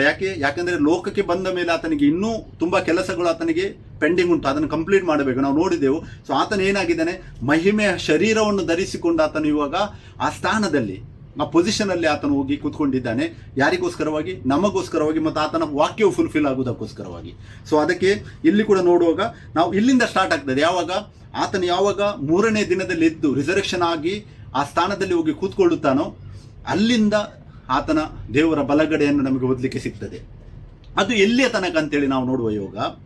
ಎಫೆಸದವರಿಗೆ ಬರೆದ ಪತ್ರಿಕೆ 1ನೇ ಅಧ್ಯಾಯ 20, 21, 22ನೇ ವಾಕ್ಯವನ್ನು ನಾವು ಓದುವುದಾದರೆ ಅಲ್ಲಿ ನಮಗೆ ಸಿಗ್ತದೆ. ನಾನು 21ನೇ ವಾಕ್ಯವನ್ನು ಓದಲು ಬಯಸ್ತೇನೆ. ಪರಲೋಕದೊಳಗೆ ಸಕಲ ರಾಜ್ಯತ್ವ, ಅಧಿಕಾರ, ಮಹತ್ವ, ಪ್ರಭುತ್ವಾದಿಗಳ ಮೇಲೆಯೂ ಈ ಲೋಕದಲ್ಲಿ ಮಾತ್ರವಲ್ಲದೆ ಬರುವ ಲೋಕದಲ್ಲಿ ಸಹ ಹೆಸರುಗೊಂಡವರೆಲ್ಲರ ಮೇಲೆಯೂ ತನ್ನ ಬಲಗಡೆಯಲ್ಲಿ ಕೂಡ್ರಿಸಿಕೊಂಡನು. ಹಲ್ಲೆಲೂಯ. ವಾಕ್ಯವೇನು ಹೇಳ್ತದೆ? ಆ ಬಲಗಡೆ ನಾವು ನೋಡಿದ್ದೇವೆ. ಎಲ್ಲಿಂದ ಸ್ಟಾರ್ಟ್ ಆಗ್ತದೆ? ಆತನು ರಿಸರೆಕ್ಷನ್, ಪುನರುತ್ಥಾನ. ಆತನು ಪುನರುತ್ಥಾನ ಆದ ಮೇಲೆ, ದೇಹದಲ್ಲಿ ಬಂದು ಪುನರುತ್ಥಾನ ಆದ ಮೇಲೆ ಆ ಬಲಗಡೆಯು ಸ್ಟಾರ್ಟ್ ಆಗಿದೆ. ಆತನು ಹೋಗಿ ಆಸನರೂಢನಾಗಿದ್ದಾನೆ. ಆ ಸ್ಥಾನದಲ್ಲಿ, ಆ ಪೊಸಿಷನಲ್ಲಿ, ಅಂದರೆ ತನ್ನ ಮಹಿಮೆಯ ಸ್ಥಾನವನ್ನು ಬಿಟ್ಟಿದ್ದಾನೆ ಆತನು. 2 ಅಥವಾ 3 ದೇವರಲ್ಲ, ಆತನೊಬ್ಬನೇ ದೇವರು. ತನ್ನ ಪದವಿಯನ್ನು ಆತನು ಬಿಟ್ಟು ಆತನೇನು ಮಾಡಿದ್ದಾನೆ? ಆತನ ಆತ್ಮ ಸ್ವರೂಪನಾದ ಪದವಿಯನ್ನು ಬಿಟ್ಟು ಆತನ ಮಹಿಮೆಯ ಶರೀರವನ್ನು ಧರಿಸಿಕೊಂಡು ಆತನು ಆ ಸ್ಥಾನದಲ್ಲಿ ತನ್ನನ್ನು ಕೂಡ್ರಿಸಿಕೊಂಡಿದ್ದಾನೆ. ಇಬ್ರಿಯ 1:3 ಪ್ರಕಾರ ಅದು ಎಲ್ಲಿಯ ತನಕ ಅಂತ ಹೇಳಿದರೆ, ಈ ಲೋಕದಲ್ಲಿ ಮಾತ್ರವಲ್ಲದೆ ಬರುವ ಲೋಕದಲ್ಲಿ ಸಹ ಹೆಸರುಗೊಂಡವರೆಲ್ಲ ಮೇಲೆಯೂ ತನ್ನ ಬಲಗಡೆಯಲ್ಲಿ ಕೂಡಿರಿಸಿಕೊಂಡನು. ಅಂದರೆ ಓನ್ಲಿ ಈ ಲೋಕ, ಇವಾಗ ನಮಗೇನು ಕಾಣ್ತಾ ಇದೆಯಲ್ಲ, ಈ ಲೋಕ ಅಲ್ಲ. ಇಲ್ಲಿ ವಾಕ್ಯವು ಇನ್ನೊಂದು ಲೋಕದ ಬಗ್ಗೆ ಮಾತಾಡ್ತದೆ. ಆ ಲೋಕದಲ್ಲಿ ಕೂಡ ಆತನು ಅದೇ ಸ್ಥಾನವನ್ನು ವಹಿಸಿಕೊಂಡಿದ್ದಾನೆ ಅಂತೇಳಿ ವಾಕ್ಯ ಹೇಳುತ್ತದೆ. ಯಾವುದು ಆ ಇನ್ನೊಂದು ಲೋಕವು ಅಂತೇಳಿ ಕೂಡ ನಾವು ವಾಕ್ಯದಲ್ಲಿ ನೋಡುವ. ಪ್ರಕಟಣೆ 20ನೇ ಅಧ್ಯಾಯ 4ನೇ ವಾಕ್ಯವನ್ನು ನಾವು ಓದುವುದಾದರೆ ಅಲ್ಲಿ ವಾಕ್ಯ ಹೇಳುತ್ತದೆ, ತರುವಾಯ ಸಿಂಹಾಸನಗಳನ್ನು ಕಂಡೆನು, ಅವುಗಳ ಮೇಲೆ ಜನರು ಕೂತಿದ್ದರು, ನ್ಯಾಯ ತೀರಿಸುವ ಅಧಿಕಾರ ಅವರಿಗೆ ಕೊಡಲ್ಪಟ್ಟಿತು. ಇದಲ್ಲದೆ ಯೇಸುವಿನ ವಿಷಯವಾದ ಸಾಕ್ಷ್ಯ ನಿಮಿತ್ತವಾಗಿಯೂ ದೇವರ ವಾಕ್ಯದ ನಿಮಿತ್ತವಾಗಿಯೂ ತಲೆ ಕೊಂಡವರ ಆತ್ಮಗಳನ್ನು ಮೃಗಕ್ಕೂ ಅದರ ವಿಗ್ರಹಕ್ಕೂ ನಮಸ್ಕರಿಸದೆ ತಮ್ಮ ಹಣೆಯ ಮೇಲೆ ಮತ್ತು ಕೈಯ ಮೇಲೆ ಗುರುತು ಹಾಕಿಸಿಕೊಳ್ಳದೆ ಇರುವುದನ್ನು ಕಂಡೆನು. ಅವರು ಜೀವಿತನಾಗಿ ಎದ್ದು 1000 ವರುಷ ಕ್ರಿಸ್ತನೊಂದಿಗೆ ಆಳಿದರು. ಹಲ್ಲೆಲೂಯ. ಇಲ್ಲಿ ನೋಡಿ, ಈ ವಾಕ್ಯವನ್ನು ಓದಿ, ಪ್ರಕಟಣೆ 20ನೇ ಚಾಪ್ಟರ್ ಓದುವಾಗ ನಿಮಗೆ ಆ ಮುಂದಿನ ಲೋಕ ಯಾವುದಿದೆ ಅಂತೇಳಿ ನಾವು ಎಫೆಸ 1:20-21 ನಾವು ಏನು ಓದಿದ್ದೇವಲ್ಲ, ಅದು ಪ್ರಕಟಣೆ 24ನೇ ಅಧ್ಯಾಯದ ವಾಕ್ಯದಲ್ಲಿ ನಮಗೆ ಸಿಗ್ತದೆ. ಪ್ರಕಟಣೆ 20ನೇ ಅಧ್ಯಾಯ 4ನೇ ವಾಕ್ಯದಲ್ಲಿ ನಮಗೆ ಸಿಗ್ತದೆ ಆ ಲೋಕ ಯಾವುದಂತೇಳಿ. ಆ ಲೋಕವಾಗಿದೆ 1000 ವರುಷದ ಬಗ್ಗೆ ನಮಗೇನು ವಾಕ್ಯದಲ್ಲಿ ಓದಲಿಕ್ಕೆ ಸಿಗ್ತದೆ. 1000 ವರುಷದ ಆಡಳಿತ ಕ್ರಿಸ್ತನೊಂದಿಗೆ. ನೋಡಿ, ಇಲ್ಲಿ ಕೂಡ ನೋಡಿ, ಕ್ರಿಸ್ತನೊಂದಿಗೆ ಅಂದರೆ ಆ ಬಲಗಡೆ ಸ್ಥಾನದಲ್ಲಿ ಇದ್ದು ಬಿಟ್ಟು ಆತನು ಅಲ್ಲೇ ಇದ್ದು ಆತನು ಆಳ್ವಿಕೆಯನ್ನು ನಡೆಸ್ತಾನೆ. ಎಫೆಸ 1:20 ಫುಲ್ಫಿಲ್ ಆಗಲೇಬೇಕು. ಯಾಕಂದರೆ ಆತನು ಹೇಳಿದ್ದಾನೆ, ಈ ಲೋಕ ಮಾತ್ರ ಅಲ್ಲ, ಆ ಲೋಕ ಬರುವ ಲೋಕದಲ್ಲಿ ಕೂಡ, ಅಂದರೆ 1000 ವರ್ಷಗಳ ಆಳ್ವಿಕೆಯಲ್ಲಿ ಕೂಡ ಕ್ರಿಸ್ತನೊಂದಿಗೆ ಏನು ಆಳಿದರು. ಅಂದರೆ ನಮ್ಮ ಬಗ್ಗೆ ಹೇಳ್ತಾ ಉಂಟು ವಾಕ್ಯ. ನಮ್ಮನ್ನು ಯಾವಾಗ ಆತನು ಈ ಲೋಕದಿಂದ ಕರೆದುಕೊಂಡು ಹೋಗ್ತಾನೆ, ನಮಗೆ ಆತನು ಒಂದು ಸ್ಥಾನವನ್ನು ನಮಗೆ ಇಟ್ಟಿದ್ದಾನೆ. ಆತನೊಳಗೆ ನಾವು ಆಳುವಂಥ ಸ್ಥಾನವನ್ನು. ಹಲ್ಲೆಲೂಯಾ, ಸ್ತೋತ್ರ. ನೋಡಿ, ಎಷ್ಟೊಂದು ಭಾಗ್ಯವನ್ನು ಕೊಟ್ಟಿದ್ದಾನೆ. ಯಾಕೆಂದರೆ ನಾವು ಅಲ್ಲಿ ಓದಿದೆವು, ಆತನು ಯಾಕಕ್ಕೋಸ್ಕರ ಮಾಡಿದ್ದಾನಂತೆ, ಯೇಸುವಿನ ವಿಷಯದ ಸಾಕ್ಷ್ಯ ನಿಮಿತ್ತವಾಗಿಯೂ ದೇವರ ವಾಕ್ಯದ ನಿಮಿತ್ತವಾಗಿಯೂ ತಲೆ ಉಳಿಸಿಕೊಂಡಿರುವ ಆತ್ಮಗಳನ್ನು ಮೃಗಕ್ಕೂ ಅದರ ವಿಗ್ರಹಕ್ಕೂ ನಮಸ್ಕರಿಸದೆ ತಮ್ಮ ಹಣೆಯ ಮೇಲೆ ಮತ್ತು ಕೈಯ ಮೇಲೆ ಗುರುತಿ ಹಾಕಿಸಿಕೊಳ್ಳುವ ಇರುವವರನ್ನು ಕಂಡೆನು. ಅಂದರೆ ಯಾರು ಯೇಸು ಕ್ರಿಸ್ತನಿಗೆ ಸಾಕ್ಷಿಯಾಗಿ ನಿಂತಿದ್ದಾರೆ ಈ ಲೋಕದಲ್ಲಿ, ಅವರನ್ನು ಆತನು 1,000 ವರ್ಷಗಳು ಆಳುವಂತೆ ಮಾಡುವನು. ಹಲ್ಲೆಲೂಯಾ. ಅಲ್ಲಿ ನಮಗೆ ಮರಣವು ಇರುವುದಿಲ್ಲ, ಅಲ್ಲಿ ನಮಗೆ ಸೂರ್ಯನು ಇರುವುದಿಲ್ಲ, ಚಂದ್ರನು ಇರುವುದಿಲ್ಲ. ವಾಕ್ಯ ಹೇಳುತ್ತದೆ ಪ್ರಕಟಣೆ 20ನೇ ವಾಕ್ಯದಲ್ಲಿ, ಆತನು ಏನಾಗುವುದು, ಕ್ರಿಸ್ತನೇ ನಮಗೇನಾಗುವನು, ಸೂರ್ಯನಾಗಿಯೂ ಚಂದ್ರನಾಗಿಯೂ ಬೆಳಕಾಗಿಯೂ ಆತನಿರುವನು. ಆತನ ಜೊತೆಯಲ್ಲಿ ನಾವು ಇರುವೆವು. ಹಲ್ಲೆಲೂಯಾ. ಸೊ ಆತನು ವಾಕ್ಯವನ್ನು, ಕೀರ್ತನೆ 110 1ನೇ ವಾಕ್ಯವನ್ನು ನಾವು ನೋಡಿದೆವು. ತನ್ನ ಏನು ಅಂತ ಹೇಳ್ತದೆ ಅಲ್ಲಿ ವಾಕ್ಯವು, ತನ್ನ ವೈರಿಗಳನ್ನು ಆತನು ತನ್ನ ಪಾದಪೀಠವಾಗುವ ಮಾಡುವ ತನಕ ಆತನ ಆಳುವುದು ಅವಶ್ಯ ಅಂತ ಹೇಳ್ತದೆ. ಆ 1000 years ಯಾವಾಗಿಂದ ಸ್ಟಾರ್ಟ್ ಆಗಿದೆ, ಆತನು ಪುನರುತ್ಥಾನವಾದ ಮೇಲೆ ಆ ಬಲಗಡೆ ಏನು ಸ್ಟಾರ್ಟ್ ಆಗಿದೆ, ಅದು ಆತನ 1,000 ವರ್ಷಗಳ ಆಳ್ವಿಕೆ ಮುಗಿಯುವ ತನಕ, ಅಂದರೆ 1,000 ವರ್ಷ ಸ್ಟಾರ್ಟ್ ಆಗುವ ತನಕ ಕೂಡ ಅಲ್ಲ, ಅದು ಎಂಡ್ ಆಗುವ ತನಕ ವಾಕ್ಯ ಹೇಳುತ್ತದೆ ಕ್ರಿಸ್ತನೊಂದಿಗೆ ನಾವು ಆಳುವೆವು, ಅಲ್ಲಿ ತನಕ ಉಂಟು. ಮತ್ತು ಅದು ಯಾವಾಗ ಎಂಡ್ ಆಗ್ತದೆ ಅಂತ ನಾವು ನೋಡುವುದಾದರೆ, ಪ್ರಕಟಣೆ 20ನೇ ಅಧ್ಯಾಯ 10ನೇ ವಾಕ್ಯವನ್ನು ನಾವು ಓದುವುದಾದರೆ, ಇದಲ್ಲದೆ ಅವರನ್ನು ಮರುಳುಗೊಳಿಸಿದ ಸೈತಾನನು ಬೆಂಕಿ ಗಂಧಕಗಳು ಉರಿಯುವ ಕೆರೆಯಲ್ಲಿ ದೊಬ್ಬಲ್ಪಟ್ಟನು. ಹಲ್ಲೆಲೂಯಾ. ಅಲ್ಲಿ ಮೃಗವು ಸುಳ್ಳು ಪ್ರವಾದಿಯು ಕೂಡ ಇದ್ದಾರೆ. ಅವರು ಹಗಲಿರುಳು ಯುಗಾಂತರಗಳಲ್ಲಿ ಯಾತನೆ ಪಡುವರು. ಹಲ್ಲೆಲೂಯಾ. ಪ್ರಕಟಣೆ 20ನೇ ಅಧ್ಯಾಯ 10ನೇ ವಾಕ್ಯದಲ್ಲಿ ಆ ಬಲಗಡೆಯಲ್ಲಿ, ದೇವರ ಬಲಗಡೆಯಲ್ಲಿ ಎಂಡ್ ಆಗ್ತದೆ. ಯಾಕೆ ಎಂಡ್ ಆಗ್ತದೆ ಅಂತ ಹೇಳಿದರೆ, ಆತನ ಏನು ಮಾಡ್ತಾನೆ ಅಂತ ಅಲ್ಲಿ, ಸೈತಾನನು ಬೆಂಕಿ ಗಂಧಕಗಳಲ್ಲೂ ಉರಿಯುವ ಕೆರೆಯಲ್ಲಿ ದೊಬ್ಬಲ್ಪಟ್ಟನು. ಯಾವ ಅಪಾದಕ ದೂತನಿದ್ದಾನೆ, ಆತನು ಆ ಕೆರೆಗೆ ದೊಬ್ಬಲ್ಪಡುವುದು ಅವಶ್ಯವಾಗಿದೆ. ಯಾವಾಗ ಬೆಂಕಿ ಗಂಧಕಗಳಿರುವ ಆ ಕೆರೆಗಳಿಗೆ ಯಾವಾಗ ಆತನು ದೊಬ್ಬಲ್ಪಡುತ್ತಾನೆ, ಮತ್ತೆ ಅಲ್ಲಿ ಆ ಮೃಗವು ಸುಳ್ಳು ಪ್ರವಾದಿಯು ಕೂಡ ಇದ್ದಾರೆ, ಅವರು ಕೂಡ ಅಲ್ಲಿದ್ದಾರೆ. ಅದಕ್ಕೋಸ್ಕರ ಕೀರ್ತನೆ 110 1ರಲ್ಲಿ ವಾಕ್ಯ ಹೇಳುತ್ತದೆ, ನಿನ್ನ ವಿರೋಧಿಗಳನ್ನು ಅಂತ ಹೇಳ್ತದೆ, ವಿರೋಧಿಯನ್ನು ಅಂತ ಹೇಳುವುದಿಲ್ಲ, ವಿರೋಧಿಗಳನ್ನು ಪಾದಪೀಠವಾಗುವ ಮಾಡುವ ತನಕ. ಅಂದರೆ ಆ ಸೈತಾನನನ್ನು ಮತ್ತೆ ಯಾರನ್ನು, ಮೃಗವನ್ನು ಸುಳ್ಳು ಪ್ರವಾದಿಯನ್ನು ಕೂಡ ಆತನು ಅಲ್ಲಿ ಹಾಕಿ, ಅವರು ಹಗಲಿರುಳು ಯುಗಾಂತರಗಳಲ್ಲಿ ಯಾತನೆ ಪಡುವವರು. ಹಲ್ಲೆಲೂಯಾ. ಯುಗಾಂತರಗಳಲ್ಲಿ ಅವರು ಆ ಬೆಂಕಿಯ ಕೆರೆಯಲ್ಲಿ ದೊಬ್ಬಲ್ಪಡುತ್ತಾರೆ ಮತ್ತು ಅಲ್ಲಿ ಅವರು ಯಾತನೆಯನ್ನು ಅನುಭವಿಸ್ತಾರೆ. ಆಗ ಯಾವಾಗ ಅವನು ದೊಬ್ಬಲ್ಪಟ್ಟು ಯುಗಾಂತರಗಳಿಗೆ ಆತನಿಗೆ ಪರ್ಮನೆಂಟ್ ಅಂತೇಳಿ ಶಿಕ್ಷೆ ಏನಾಗುತ್ತದೋ, ಆ ಟೈಮಲ್ಲಿ ಆ ದೇವರ ಬಲಗಡೆಯ ಸ್ಥಾನವು ಫಿನಿಶ್ ಆಗ್ತದೆ. ಹಲ್ಲೆಲೂಯಾ. ದೇವರಿಗೆ ಸ್ತೋತ್ರವಾಗಲಿ. ವಾಕ್ಯವನ್ನು ನಾನಲ್ಲಿ ಹೇಳಿದ್ದು, ವಾಕ್ಯವನ್ನು ನಾನು ನಿಮ್ಗೆ ಕೊಡ್ತೇನೆ ನೋಡಿ. ವಾಕ್ಯ ಪ್ರಕಟಣೆ 20ನೇ ಅಧ್ಯಾಯ ನಾವು 10ನೇ ವಾಕ್ಯವನ್ನು ನಾವು ನೋಡಿದೆವು. ಪ್ರಕಟಣೆ 20ನೇ ಅಧ್ಯಾಯವು 11ನೇ ವಾಕ್ಯದಲ್ಲಿ ನಾವು ಓದುವುದಾದರೆ, ಅಲ್ಲಿ ನಮಗೆ ಒಂದು ಸಿಂಹಾಸನ ಅಂದರೆ ಅಲ್ಲಿ ಬಲಗಡೆಯನ್ನು ನಾವು ಕಾಣುವುದಿಲ್ಲ. ಪ್ರಕಟಣೆ 20ನೇ ಅಧ್ಯಾಯ 11ನೇ ವಾಕ್ಯವನ್ನು ನಾನು ಓದುತ್ತೇನೆ ನೋಡಿ. ಆಮೇಲೆ ಬೆಳ್ಳಗಿರುವ ಮಹಾಸಿಂಹಾಸನವನ್ನು, ಅದರ ಮೇಲೆ ಕೂತಿದ್ದ ಆತನನ್ನು ಕಂಡೆನು. ಹಲ್ಲೆಲೂಯಾ. ಇಲ್ಲಿ ನೋಡಿ, ಬೆಳ್ಳಗಿರುವ ಮಹಾಸಿಂಹಾಸನ ಅಂದರೆ ಯಾಕೆ ಮೆನ್ಷನ್ ಮಾಡಿದೆ, ಯಾಕಂತ ಹೇಳಿದರೆ, ಆತನು ತನ್ನ ಮಹಿಮೆಯ ಶರೀರದ ಸ್ಥಾನವನ್ನು ಬಿಟ್ಟು ಆತನು ಆ ಸಿಂಹಾಸನದಲ್ಲಿ ಕೂತ್ಕೊಳ್ಳುತ್ತಾನೆ. ಇದಕ್ಕೆ ಇದರಲ್ಲಿ ಒಂದು ಅಡಕವಾಗಿರುವ ಸತ್ಯವಿದೆ, ಅದಾಗಿದೆ ದೇವರ ರಾಜ್ಯದ ವಿಷಯವಾಗಿ. ಇದು ಇವಾಗ ಆಲ್ರೆಡಿ ಟೈಮ್ ಆಯಿತು. ನಾನು ನೆಕ್ಸ್ಟ್ ದೇವರ ರಾಜ್ಯದ ವಿಷಯವಾಗಿ ನಾನು ನಿಮಗೆ ಎಕ್ಸ್ಪ್ಲೇನ್ ಮಾಡುವಾಗ ಈ ಸತ್ಯದ ವಿಷಯವಾಗಿ ನಿಮಗೆ ನಾನು ಅದರಲ್ಲಿ ಎಕ್ಸ್ಪ್ಲೇನ್ ಮಾಡ್ತೇನೆ. ದೇವರ ರಾಜ್ಯವು ಕೂಡ ಅಲ್ಲಿ ತನಕ ಅಂತೇಳಿ, ಅಲ್ಲಿ ಯಾವಾಗ ದೇವರ ರಾಜ್ಯವನ್ನು ಆತನು ಸಮಾಪ್ತಿ ಹ್ಯಾಂಡ್ ಓವರ್ ಮಾಡ್ತಾನೋ, ಅಲ್ಲಿ ಕೂಡ ಅದು ಕೂಡ ಇದರಲ್ಲಿ ಅಡಕವಾಗಿದೆ. ಸೈತಾನನ್ನು ನಾಶ ಮಾಡುವುದು ಮತ್ತು ದೇವರ ರಾಜ್ಯವು ಸಮಾಪ್ತಿಯಾಗುವುದು. ಅಲ್ಲಿ ಏನಾಗುತ್ತದೆ, ಆ ಕಾರ್ಯವು ಎಂಡ್ ಆಗುವಾಗ ಆ ದೇವರ ಬಲಗಡೆಯು ಅಲ್ಲಿಂದ ಮತ್ತೆ ಇರುವುದಿಲ್ಲ. ಸೊ ಅದಕ್ಕೆ ಪ್ರಕಟಣೆ 20 ನಾವು ನೋಡಿದೆವು. ಆ ಬೆಳ್ಳಗಿರುವ ಮಹಾಸಿಂಹಾಸನವನ್ನು, ಅದರ ಮೇಲೆ ಕುಳಿತಿದ್ದಾತನನ್ನು ಕಂಡೆನು. ಆತನೆದುರಿಂದ ಭೂಮಿ ಆಕಾಶಗಳು ಓಡಿ ಹೋಗಿ ಇನ್ನೂ ಕಾಣಿಸದೆ ಆಗಾದವು. ಹಲ್ಲೆಲೂಯಾ. ನೋಡಿ, ಮಹಾಸಿಂಹಾಸನ ಬಗ್ಗೆ ವಾಕ್ಯವು ಹೇಳುತ್ತದೆ. ಬೆಳ್ಳಗಿರುವ ಮಹಾಸಿಂಹಾಸನ. ಯಾವುದಿದು ಮಹಾಸಿಂಹಾಸನ? ದಾನಿಯೇಲನು 7ನೇ ಅಧ್ಯಾಯದಲ್ಲಿ ಆ ನೋಡಿದ ಮಹಾಸಿಂಹಾಸನ 9-13 ನಾವು ಓದುವಾಗ ಅಲ್ಲಿ ಆ ಮಹಾಸಿಂಹಾಸನದ ಬಗ್ಗೆ ಉಲ್ಲೇಖವಿದೆ. ಆ ಮಹಾಸಿಂಹಾಸನವು ಆ 1,000 ವರ್ಷಗಳ ಆಳ್ವಿಕೆ ಮುಗಿದ ಮೇಲೆ, ಸೈತಾನನು ಆ ಶಾಶ್ವತವಾದ ಕೆರೆಗೆ ದೊಬ್ಬಲ್ಪಟ್ಟ ಮೇಲೆ, ಸೈತಾನ, ಮೃಗ ಮತ್ತು ಸುಳ್ಳು ಪ್ರವಾದಿ ಶಾಶ್ವತವಾದ ಕೆರೆಗೆ ದೊಬ್ಬಲ್ಪಟ್ಟ ಮೇಲೆ ಆ ಸಿಂಹಾಸನದ ಬಗ್ಗೆ ನಮಗೆ ದಾನಿಯೇಲ 7:9 ನಾವು ಓದುವಾಗ ನಮಗೆ ಸಿಗ್ತದೆ. ಮತ್ತೆ ಇಲ್ಲಿ ಪ್ರಕಟಣೆ 20:11 ಕೂಡ ನಮಗೆ ಸಿಗ್ತಾ ಉಂಟು ಓದಲಿಕ್ಕೆ. ನೋಡಿ, ಇಲ್ಲಿ ದೇವರ ಬಲಗಡೆಯ ಬಗ್ಗೆ ನಮಗೆ ಓದಲಿಕ್ಕೆ ಸಿಗುವುದಿಲ್ಲ. ಇದನ್ನೇ ನಾವು 21 3ನೇ ವಾಕ್ಯದಲ್ಲಿ ಓದುವುದಾದರೆ, ಇದಲ್ಲದೆ ಸಿಂಹಾಸನದೊಳಗಿಂದ ಬಂದ ಮಹಾಶಬ್ದವು ನನಗೆ ಕೇಳಿಸಿತು. ಅಲ್ಲೆಲೂಯ. ಇಲ್ಲಿ ನೋಡಿರಿ, ಸಿಂಹಾಸನದ ಒಳಗಿಂದ ಬರುತ್ತದೆ ಶಬ್ದ, ಅಂದರೆ ಆ ಸಿಂಹಾಸನದಿಂದ ಶಬ್ದವು ಬರುತ್ತದೆ ಅಂತೇಳಿ ವಾಕ್ಯ ಹೇಳುತ್ತದೆ. ಮತ್ತೆ 6ನೇ ವಾಕ್ಯವನ್ನು 21:6 ನಾವು ಓದುವುದಾದರೆ, ಆಗ ಸಿಂಹಾಸನದ ಮೇಲೆ ಕೂತಿದ್ದಾತನು ಒಬ್ಬನನ್ನು ಸೂಚಿಸ್ತದೆ. ಇಲ್ಲಿ ಸಿಂಹಾಸನದ ಮೇಲೆ ಕೂತಿದ್ದಾತನು ಒಬ್ಬನನ್ನು ಸೂಚಿಸ್ತದೆ. ಆತನು ಮಾತಾಡಲಿಕ್ಕೆ ಸ್ಟಾರ್ಟ್ ಮಾಡ್ತಾನೆ. ಇದೇ ವಾಕ್ಯವನ್ನು ನಾವು ಪ್ರಕಟಣೆ 4ನೇ ಅಧ್ಯಾಯ 2ನೇ ವಾಕ್ಯದಲ್ಲಿ ಕೂಡ ನಾವು ಓದುವುದಾದರೆ, ಆಗ ಇಗೋ ಪರಲೋಕದಲ್ಲಿ ಒಂದು ಸಿಂಹಾಸನವಿತ್ತು, ಸಿಂಹಾಸನದ ಮೇಲೆ ಒಬ್ಬನು ಕೂತಿದ್ದನು. ಹಲ್ಲೆಲೂಯಾ. ನೋಡಿ, ಪ್ರಕಟಣೆ 4ನೇ ಅಧ್ಯಾಯ ನಮಗೆ ಸೀಕ್ವೆನ್ಷಿಯಲಿ ನಾವು ಓದಲಿಕ್ಕಾದ್ರೆ 3 ಆದ್ಮೇಲೆ 4ನೇ ಅಧ್ಯಾಯ ನಮಗೆ ಅಲ್ಲಿ ಸಿಗ್ತದೆ. ಒಂದು ವೇಳೆ ನಾವು ಅದನ್ನು ಆ ಸೀಕ್ವೆನ್ಷಿಯಲಿ ತೆಗೆದುಕೊಂಡರೆ ನಮಗೆ ಆ ಬೈಬಲ್ ಏನು ವಾಕ್ಯ ದೇವರು ಕೊಟ್ಟಿದ್ದಾನೆ ಅದು ಅರ್ಥ ಆಗುವುದಿಲ್ಲ. ಆ 4ನೇ ಅಧ್ಯಾಯ ಏನಿದೆ ಅಲ್ಲ, ಅದು 20ನೇ ಅಧ್ಯಾಯ, ಪ್ರಕಟಣೆ 20ನೇ ಅಧ್ಯಾಯದ ಮತ್ತಿನ ವಿಷಯಗಳು ಅಲ್ಲಿ 4ನೇ ಅಧ್ಯಾಯದಲ್ಲಿ ನಮ್ಗೆ ಓದಲಿಕ್ಕೆ ಸಿಗ್ತದೆ. ಯಾಕೆ, ಒಂದು ಸಿಂಹಾಸನ, ಅಲ್ಲಿ ದೇವರ ಬಳಗಡೆಯನ್ನು ನಾವು ಕಾಣುವುದಿಲ್ಲ, ಅಲ್ಲಿ ಒಂದು ಸಿಂಹಾಸನ ಮತ್ತು ಅದರ ಮೇಲೆ ಒಬ್ಬನು ಕೂತಿದ್ದನ್ನು ನೋಡುತ್ತೇವೆ. ಯಾರು ಆತನು? ಆತನೇ ಯೇಸು ಕ್ರಿಸ್ತನು ತನ್ನ ಮಹಿಮೆಯ ಸ್ಥಾನಕ್ಕೆ ಪುನಃ, ಎಲ್ಲಿ ಫಿಲಿಪ್ಪಿ 2:6-7ರಲ್ಲಿ ಮಹಿಮೆಯ ಸ್ಥಾನವನ್ನು ನೀನು ಬಿಟ್ಟು ಬಂದಿದ್ದನೋ, ಮಹಿಮಾ ಪದವಿಯನ್ನು ನೀನು ಬಿಟ್ಟು ಬಂದಿದ್ದನೋ, ಆ ಪದವಿಗೆ ಹೋಗಿ ಒಂದಾಗ್ತಾನೆ. ಮತ್ತು ಅಲ್ಲಿ ಸಂತೋಷದ ವಿಷಯ ಏನೆಂದರೆ, ನಾವು ಕೂಡ ಆತನಲ್ಲಿ ಒಂದಾಗುತ್ತೇವೆ. ಪ್ರಕಟಣೆ 3:21ರಲ್ಲಿ ಯೇಸು ಕ್ರಿಸ್ತನು ಹೇಳ್ತಾನೆ, ಜಯ ಹೊಂದುವವನನ್ನು ನನ್ನೊಡನೆ ನನ್ನ ತಂದೆಯ ಸಿಂಹಾಸನದಲ್ಲಿ ಕೂತ್ಕೊಳ್ಳುವಂತೆ ಮಾಡುವೆನು. ತಂದೆಯ ಸಿಂಹಾಸನದೊಳಗೆ ಅಂತ ಹೇಳಿದರೆ ಆ ಪದವಿ, ತಂದೆ ಎನ್ನುವಂಥದ್ದು ಪದವಿ. ತಂದೆ ಎನ್ನುವಂಥದ್ದು ಹೆಸರಲ್ಲ. ನಾನು ವಾಕ್ಯದಲ್ಲಿ ಎಕ್ಸ್ಪ್ಲೇನ್ ಮಾಡಿದ್ದೇನೆ ನಿಮಗೆ.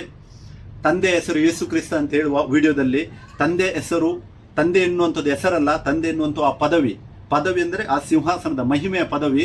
ಆ ಮಹಿಮೆಯ ಪದವಿಯಲ್ಲಿ ಆತನು ಒಂದಾಗುತ್ತಾನೆ. ಮತ್ತು ಸಂತೋಷದ ವಿಷಯ, ಆ 1000 ವರ್ಷದ ಆಳ್ವಿಕೆ ಆದಮೇಲೆ ನಾವು ಕೂಡ ಆತನೊಂದಿಗೆ ಒಂದಾಗುವೆವು. ಹಲ್ಲೆಲೂಯಾ. ಈ ಜಗತ್ತುತ್ಪತ್ತಿಗಿಂತ ಮುಂಚೆ ನಾವಿದ್ದೆವು ಕ್ರಿಸ್ತನಲ್ಲಿ, ಈ ಲೋಕಕ್ಕೆ ನಾವು ಮನುಷ್ಯರಾಗಿ ಬಂದೆವು. ಪುನಃ ನಾವು ಕ್ರಿಸ್ತನಲ್ಲೇ ಹೋಗುತ್ತೇವೆ, ಆತನೊಂದಿಗೆ ಆಳ್ವಿಕೆ ಮಾಡುತ್ತೇವೆ, ಮತ್ತೆ ಕೊನೆಗೆ ಆತನಲ್ಲಿಯೇ ನಾವು ಒಂದಾಗುತ್ತೇವೆ. ಅದಾಗಿದೆ ದೇವರ ರಾಜ್ಯದ ಸಮಾಪ್ತಿ. ನಾನು ನಿಮಗೆ ವಾಕ್ಯದ ರೆಫರೆನ್ಸ್ ಕೊಡ್ತೇನೆ, ಅದರ ಬಗ್ಗೆ ಎಕ್ಸ್ಪ್ಲೇನ್ ನೆಕ್ಸ್ಟ್ ವೀಕಲ್ಲಿ ನಾನು ಮಾಡ್ತೇನೆ. 1 ಕೊರಿಂಥಿಯನ್ 15:24 ವಾಕ್ಯ ಹೇಳುತ್ತದೆ. 1 ಕೊರಿಂಥ 15ನೇ ಅಧ್ಯಾಯ 24ರಲ್ಲಿ ವಾಕ್ಯ ಹೇಳುತ್ತದೆ, ಎಲ್ಲವನ್ನು ಆತನು ನಿವೃತ್ತಿ ಮಾಡಿ ತಂದೆಯಾದ ದೇವರಿಗೆ ರಾಜ್ಯವನ್ನು ಹ್ಯಾಂಡ್ ಓವರ್ ಮಾಡುವಾಗ, ಸಮರ್ಪಿಸುವಾಗ ಸಮಾಪ್ತಿ ಅಂತೇಳಿ ವಾಕ್ಯ ಹೇಳುತ್ತದೆ. ಅಂದರೆ ಏನು ಆತನು ಕ್ರಿಸ್ತನಲ್ಲಿ ನಿಷ್ಕರ್ಷೆ ಮಾಡಿದ್ದನು ಎಫೆಸ 1:9-10ರಲ್ಲಿ, ಅದನ್ನು ಆತನು ಅಲ್ಲಿ ಫುಲ್ಫಿಲ್ ಮಾಡ್ತಾನೆ. ಸೊ ಪುನಃ ಮೊದಲಿನಂತೆ ಎಲ್ಲ ಸ್ಥಿತಿಯು ಮೊದಲಿನಂತೆ ಆಗುವುದು. ಆದರೆ ಒಂದು ಮಾತ್ರ ವಿಷಯ ಏನೆಂದರೆ, ಆ ಸೈತಾನನು, ಮೃಗವು, ಸುಳ್ಳು ಪ್ರವಾದಿಯು ಕೆರೆಗೆ ದೊಬ್ಬಲ್ಪಡುತ್ತಾರೆ. ಮತ್ತೆ ಯಾರು ದೇವರನ್ನು, ಆತನನ್ನು ನಂಬುವುದಿಲ್ಲ, ಒಬ್ಬನಂತೇಳಿ ಆತನ ನಂಬುವುದಿಲ್ಲ, ಆತನು 3 ಜನರು ಅಂತೇಳಿ ಡಿವೈಡ್ ಮಾಡಿ ಆತನನ್ನು ನಂಬುತ್ತಾರೆ. ಮತ್ತು ಮೂರ್ತಿ ಪೂಜೆಯಲ್ಲಿ ತೊಡಗಿದ್ದಾರೆ, ನಾನಾ ವಿಧವಾದ ಒಂದು ಕಾರ್ಯಗಳಲ್ಲಿ ತೊಡಗಿದ್ದಾರೆ ಈ ಲೋಕದಲ್ಲಿ, ಅವರು ಕ್ರಿಸ್ತನೊಂದಿಗೆ ಒಂದಾಗುವುದಕ್ಕೆ ಸಾಧ್ಯವಿಲ್ಲ. ಯಾಕಂತೇಳಿದರೆ ವಾಕ್ಯ ಹೇಳುತ್ತದೆ, ಒಬ್ಬನೇ ದೇವರಂತೇಳಿ ನಾವು ನಂಬದಿದ್ದರೆ, ಆತನು ಕೊಟ್ಟ ಆಜ್ಞೆಯನ್ನು ನಾವು ನಂಬದಿದ್ದರೆ ಹೇಗೆ ಆತನೊಂದಿಗೆ ಒಂದಾಗಲಿಕ್ಕೆ ಆಗುತ್ತದೆ ನಮಗೆ? ಪ್ರಿಯರೇ, ಮಾರ್ಕ್ 12:29-30 ವಾಕ್ಯವನ್ನು ಪುನಃ ಓದಿ ಅದನ್ನು ಅಂಡರ್ಸ್ಟ್ಯಾಂಡ್ ಮಾಡಿ. ಅಲ್ಲಿ ಹೇಳ್ತಾನೆ, ದೇವರು ಏನು ಹೇಳ್ತಾರೆ, ನಿನ್ನ ಪೂರ್ಣ ಪ್ರೀತಿಯಿಂದ, ಪೂರ್ಣ ಶಕ್ತಿಯಿಂದ, ಪೂರ್ಣ ಬುದ್ಧಿಯಿಂದ ಮತ್ತು ಪೂರ್ಣ ಹೃದಯದಿಂದ ಅಂತ ಹೇಳ್ತದೆ ವಾಕ್ಯ. ಒಬ್ಬನೇ ದೇವರನ್ನು ಆರಾಧಿಸು ಅಂತೇಳಿ ಆತನು ಹೇಳ್ತಾನೆ. ಧರ್ಮೋಪದೇಶಕಂಡ 6:4ರಲ್ಲಿ ಅದನ್ನೇ ಆತನು ಹೇಳ್ತಾನೆ, ನಾನು ಒಬ್ಬನೇ ದೇವರು, ನನ್ನನ್ನು ಆರಾಧಿಸಿ ಅಂತೇಳಿ. ಮಾರ್ಕ 12:29ರಲ್ಲಿ ಆತನು ಮನುಷ್ಯನಾದಾಗ ಕೂಡ ಆತನು ಹೇಳ್ತಾನೆ, ಒಬ್ಬನೇ ದೇವರನ್ನು ಪೂರ್ಣ ಹೃದಯದಿಂದ ಆರಾಧಿಸಿ. ಒಂದು ವೇಳೆ ನೀವು ಬೇರೆ 3 ಡಿವೈಡ್ ಮಾಡಿ, ಪವಿತ್ರಾತ್ಮ ಬೇರೆ, ತಂದೆ ಬೇರೆ, ಮಗ ಬೇರೆ ಅಂತೇಳಿ ಡಿವೈಡ್ ಮಾಡಿದರೆ, ಪೂರ್ಣ ಹೃದಯದಿಂದ ಒಬ್ಬ ದೇವರನ್ನು ಹೇಗೆ ಆರಾಧಿಸಲಿಕ್ಕೆ ಆಗ್ತದೆ? ಪೂರ್ಣ ಹೃದಯದಿಂದ ಆರಾಧಲಿಕ್ಕೆ ಸಾಧ್ಯವಿಲ್ಲ. ಯಾಕೆ? ನಮ್ಮ ಪ್ರೀತಿಯು ಪೂರ್ಣ ಹೃದಯದಿಂದ ಆಗುವುದಿಲ್ಲ, ಪೂರ್ಣ ಹೃದಯದಿಂದ ಡಿವೈಡ್ ಆಗ್ತದೆ. ತಂದೆಗೆ ಡಿವೈಡ್ ಆಗ್ತದೆ, ಮಗನಿಗೆ ಡಿವೈಡ್ ಆಗ್ತದೆ, ಪವಿತ್ರಾತ್ಮನಿಗೆ ಡಿವೈಡ್ ಆಗ್ತದೆ. ಯಾಕೆ? ನಮ್ಮ ಮನಸ್ಸಿನಲ್ಲಿ ಆತನು 3 ಅಂತ ಹೇಳಿದ್ದಾನೆ. ಆತನು 3 ಅಂತೇಳಿ ಮತ್ತೆ ಒಂದಾಗುವುದು ಹೇಗೆ? ಆಗ ಸಾಧ್ಯವಿಲ್ಲ. ಆತನ ಕಾರ್ಯಗಳನ್ನು ಸೂಚಿಸುವಂಥದ್ದಾಗಿದೆ ತಂದೆ, ಮಗ, ಪವಿತ್ರಾತ್ಮ. ಆ ಕಾರ್ಯಗಳನ್ನು ಆತನು ಒಬ್ಬನೇ ದೇವರು ಈ ಲೋಕದಲ್ಲಿ ಮಾಡಿದ್ದಾನೆ. ಯಾಕೆ? ಮನುಷ್ಯರಿಗೋಸ್ಕರ, ನಮಗೋಸ್ಕರವಾಗಿ ರಕ್ಷಣೆ ಕೊಡುವುದಕ್ಕಾಗಿ ಆತನು ಮಗನಾಗಿ ಬರ್ತಾನೆ. ನಮ್ಮ ಸಹಾಯಕನಾಗಿ ಇವಾಗ ಆತನ ಆತ್ಮನಾಗಿದ್ದಾನೆ. ಮತ್ತು ನಮ್ಮ ತಂದೆಯಾಗಿ ಆತನು ಯುಗಾಂತರಗಳಲ್ಲಿ ಜೀವಿಸುವ ದೇವರಾಗಿದ್ದಾನೆ. ಸೊ ಅದಕ್ಕೋಸ್ಕರ ಆತನು ಒಬ್ಬನೇ ದೇವರು. ಆತನು ಇಷ್ಟೆಲ್ಲ ನಮಗೆ ಮಾಡಿದ್ದಾನೆ. ನಾವು ನೋಡಿದ್ದೇವೆ ದೇವರ ಬಲಗಡೆಯಲ್ಲಿ, ಇಬ್ರಿಯ 1:3ರಲ್ಲಿ ಸ್ಟಾರ್ಟ್ ಆದ ದೇವರ ಬಲಗಡೆಯು ನಾವು ನೋಡಿದೆವು. ಪ್ರಕಟಣೆ 20:10ರಲ್ಲಿ ಎಂಡ್ ಆಗ್ತದೆ. ಯಾವಾಗ ಸೈತಾನನು ವಿರೋಧಿಗಳನ್ನು ಪಾದಪೀಠಗಳನ್ನು ಅಂದರೆ ಕೀರ್ತನೆ 110:1 ಹೇಳಿದ ವಾಕ್ಯವು ಪ್ರಕಟಣೆ 20ನೇ ಅಧ್ಯಾಯ 10ನೇ ವಾಕ್ಯದಲ್ಲಿ ಎಲ್ಲಿ ಆತನು ಫುಲ್ಫಿಲ್ ಮಾಡುತ್ತಾನೋ, ಯಾವಾಗ ಆ ಸೈತಾನನ ತಲೆಯನ್ನು ಜಜ್ಜುತ್ತಾನೋ, ಅಂದರೆ ಶಾಶ್ವತವಾದ ಬೆಂಕಿಗೆ ಆತನನ್ನು ಬೆಂಕಿಯ ಕೆರೆಗೆ ಹಾಕುತ್ತಾನೋ, ಅಲ್ಲಿ ದೇವರ ಬಲಗಡೆಯು ಫಿನಿಶ್ ಆಗ್ತದೆ. ಅದರ ಮೇಲೆ ನಮಗೆ ದೇವರ ಬಲಗಡೆಯು ಎನ್ನುವಂಥ ಆ ಸ್ಥಾನವನ್ನು, ಆ ಪೊಸಿಷನನ್ನು ನಮಗೆ ಓದಲಿಕ್ಕೆ ಸಿಗುವುದಿಲ್ಲ ಬೈಬಲಲ್ಲಿ. ಅಲ್ಲಿಂದ ಮತ್ತೆ ಒಂದು ಸಿಂಹಾಸನದ ಬಗ್ಗೆ ನಮಗೆ ಸಿಗ್ತದೆ. ಆ ಮೊದಲಿದ್ದ ದೇವರು, ನೀವು 1 ಅರಸು 22:19ನೇ ವಾಕ್ಯವನ್ನು ಓದಿ. ಅಲ್ಲಿ ಓದುವಾಗ ದೇವರು ಒಬ್ಬನೇ ಯೆಹೋವನು ಆಸನರೂಢನಾಗಿರುವುದನ್ನು, ಮತ್ತೆ ಆ ಟೈಮಲ್ಲಿ ಆತನ ಎಡಗಡೆ ಬಲಗಡೆಯಲ್ಲಿ ಪರಲೋಕದ ಸೈನ್ಯವನ್ನು ನಾವು ನೋಡುತ್ತೇವೆ. ಅಲ್ಲಿ ಬಲಗಡೆಯಲ್ಲಿ ಎಡಗಡೆಯಲ್ಲಿ ಪರಲೋಕದ ಸೈನ್ಯವು ಇರುತ್ತದೆ. ಅಲ್ಲಿ ಯಾವುದೇ ದೇವರ ಬಲಗಡೆಯಲ್ಲಿ ಆತನ ಆಸನ ನೋಡಿದಾಗ ನಮಗೆ ಓದಲಿಕ್ಕೆ ಸಿಗುವುದಿಲ್ಲ. 1 ಅರಸು 22:19ನೇ ವಾಕ್ಯದಲ್ಲಿ ಆತನು ಈ ಲೋಕಕ್ಕೆ ಬರುವುದಕ್ಕಿಂತ ಮುಂಚೆ ಅದೇ ಸಿಂಹಾಸನದಲ್ಲಿ ಆಸನರೂಢನಾಗಿದ್ದನು. ಯೆಶಾಯ 6:1 ನಾವು ಓದುವಾಗ ಯೆಶಾಯನು ಕೂಡ ನೋಡುವಾಗ ಒಂದು ಸಿಂಹಾಸನವನ್ನು ಕಾಣುತ್ತಾನೆ ಮತ್ತು ಒಬ್ಬನು ಆತರಲ್ಲಿ ಆಸನರೂಢನಾಗಿರುವುದನ್ನು ಆತನು ಕಾಣುತ್ತಾನೆ. ಯಾವುದಂತೇಳಿ ಯೋಹಾನ 12:41 ನಾವು ಓದುವಾಗ ಆತನು ಮಹಿಮೆಯನ್ನು ಆತನು ಕಾಣ್ತಾನೆ ಅಂತೇಳಿ ವಾಕ್ಯವು ಸಿಗುತ್ತದೆ ನಮಗೆ. ಅಂದರೆ ಮಹಿಮೆ ಸ್ವರೂಪಣದ ದೇವರನ್ನು ಒಂದು ಸಿಂಹಾಸನದಲ್ಲಿ ಆತನು ನೋಡುತ್ತಾನೆ. ಅದೇ ದೇವರನ್ನು ನಾವು ಯೆಹೆಜ್ಕೇಲ 1:26 ನಾವು ಓದುವಾಗ ಅಲ್ಲಿ ವಾಕ್ಯ ಹೇಳುತ್ತದೆ ಏನು, ಮನುಷ್ಯ ಕುಮಾರನದಂಥ ಒಬ್ಬನು ಆಸನರೂಢನಾಗಿರುವುದನ್ನು ನಾವು ನೋಡುತ್ತೇವೆ. ಅದೆಲ್ಲ ಯಾವುದು ಮನುಷ್ಯ ಕುಮಾರ ಆಸನರೂಢನಾಗುವುದು ಅಂತೇಳಿ, ಆತನ ಈ ಲೋಕಕ್ಕೆ ಬರುವುದಕ್ಕಿಂತ ಮುಂಚೆ ಅವರನ್ನು ತನ್ನ ಪ್ರವಾದಿಗಳಾಗಿ ಆತನು ಪ್ರಕಟಿಸುತ್ತಾನೆ, ತನ್ನ ಜನರಿಗೆ ಆತನು ತೋರಿಸುತ್ತಾನೆ. ಅದೇ ದೇವರು ಇವಾಗ ಆ ಬಲಗಡೆ ಎಂಬ ಸ್ಥಾನವನ್ನು ತೆಗೆದುಕೊಂಡು ನಮಗೋಸ್ಕರವಾಗಿ ಆತನ ಕಾರ್ಯವನ್ನು ಮಾಡುತ್ತಾನೆ. ಆತನ ಕೀರ್ತನೆ 110:1ನೇ ವಾಕ್ಯವು ಯಾವಾಗ ಫುಲ್ಫಿಲ್ ಆಗುತ್ತದೆಯೋ ಆ ಟೈಮಲ್ಲಿ ಪುನಃ ಆತನ ಮೊದಲಿನ ಸ್ಥಾನಕ್ಕೆ ಹೋಗಿ ಆತನು ಒಂದಾಗುತ್ತಾನೆ. ಸೊ ಅದಕ್ಕೋಸ್ಕರ ಪ್ರಿಯರೇ, ನಾನು ಪುನಃ ನಿಮಗೆ ವಾಕ್ಯದಿಂದ ನನಗೇನು ಜ್ಞಾನವನ್ನು ದೇವರು ಕೊಟ್ಟಿದ್ದಾನೆ, ಸ್ವಲ್ಪ ಜ್ಞಾನವನ್ನು ಅದರಿಂದ ನಾನು ನಿಮಗೆ ಕಲಿತದ್ದನ್ನು ನಮಗೆ ಶೇರ್ ಮಾಡ್ತಾ ಇದ್ದೇನೆ. ನೀವು ಇನ್ನೂ ವಾಕ್ಯದಲ್ಲಿ ಅದರಲ್ಲಿ ನೀವು ಇನ್ನೂ ಒಳಗೆ ಹೋಗಿ ಅದರಲ್ಲಿ ಇನ್ನೂ ಫೈಂಡ್ ಔಟ್ ಮಾಡಿ. ಯಾಕೆಂದರೆ ನಿಮಗೂ ಇನ್ನೂ ಅಗೋಚರವಾದ ಮಾತುಗಳನ್ನು ದೇವರು ನಿಮಗೂ ಕೂಡ ಪ್ರಕಟಿಸಬಹುದು. ಯಾಕಂತ ಹೇಳಿದ್ರೆ ಆತನ ಒಬ್ಬನೇ ದೇವರಾಗಿದ್ದಾನೆ. ಆತನ ವಾಕ್ಯವು ಸಾಕ್ಷಿ ಕೊಡುತ್ತದೆ ಆತನ ಒಬ್ಬನೇ ದೇವರಾಗಿದ್ದಾನೆ ಅಂತೇಳಿ, ಮತ್ತು ಆತನ ಕಾರ್ಯಗಳು ಸಾಕ್ಷಿ ಕೊಡುತ್ತವೆ ಆತನ ಒಬ್ಬನೇ ದೇವರಾಗಿದ್ದು ಅಂತೇಳಿ. ನಾವು ನೋಡಿದೆವು ಯೆಶಾಯದಲ್ಲಿ, ನನ್ನ ಮೊದಲು ಕೂಡ ಯಾವ ದೇವರು ಇಲ್ಲ, ನನ್ನ ನಂತರದಲ್ಲಿ ಕೂಡ ಯಾವ ದೇವರು ಇಲ್ಲ ಅಂತೇಳಿ ಯೆಶಾಯದಲ್ಲಿ ಆತನು ಹೇಳುತ್ತಾನೆ. ಯೆಶಾಯದ 46ನೇ ವಾಕ್ಯವನ್ನು ನಾವು 10ನೇ ವಾಕ್ಯವನ್ನು ಓದುವಾಗ ನಮಗೆ ಅಲ್ಲಿ ಸಿಗ್ತದೆ. ಯೆಶಾಯ 46:9 ನಾವು ಓದುದು, ನಾನೇ ಪರಮ ದೇವರು, ನನಗೆ ಸರಿ ಸಮಾನನಿಲ್ಲ ಅಂತ ಹೇಳ್ತಾನೆ. ಸೊ ಅದಕ್ಕೆ ದೇವರ ಬಲಗಡೆಯು ಎಲ್ಲಿಂದ ಎಲ್ಲಿಯವರೆಗೆ ನಾನು ನಿಮಗೆ ಎಕ್ಸ್ಪ್ಲೇನ್ ಮಾಡಿದ್ದೆ, ಎಲ್ಲಿಂದ ಎಲ್ಲಿಯವರೆಗೆ ಆತನು ಈ ಲೋಕಕ್ಕೆ ಮನುಷ್ಯನಾಗಿ ಬಂದು ತನ್ನ ಕಾರ್ಯವನ್ನು ಮನುಷ್ಯ ರೂಪದಲ್ಲಿ ಮುಗಿಸಿದ ಮೇಲೆ ಮಹಿಮಾ ಶರೀರವನ್ನು ಧರಿಸಿಬಿಟ್ಟು ಆ ಸ್ಥಾನವನ್ನು ಆತನು ತೆಗೆದುಕೊಂಡಿದ್ದಾನೆ. ಯಾರಿಗೋಸ್ಕರವಾಗಿ? ವಾಕ್ಯವು ಫುಲ್ಫಿಲ್ ಆಗುವುದಕ್ಕೋಸ್ಕರವಾಗಿ, ಮತ್ತೆ ನಮಗೋಸ್ಕರವಾಗಿ ಸಭೆಯನ್ನು ಪರಿಪಾಲಿಸ್ತಾ ಇದ್ದಾನೆ.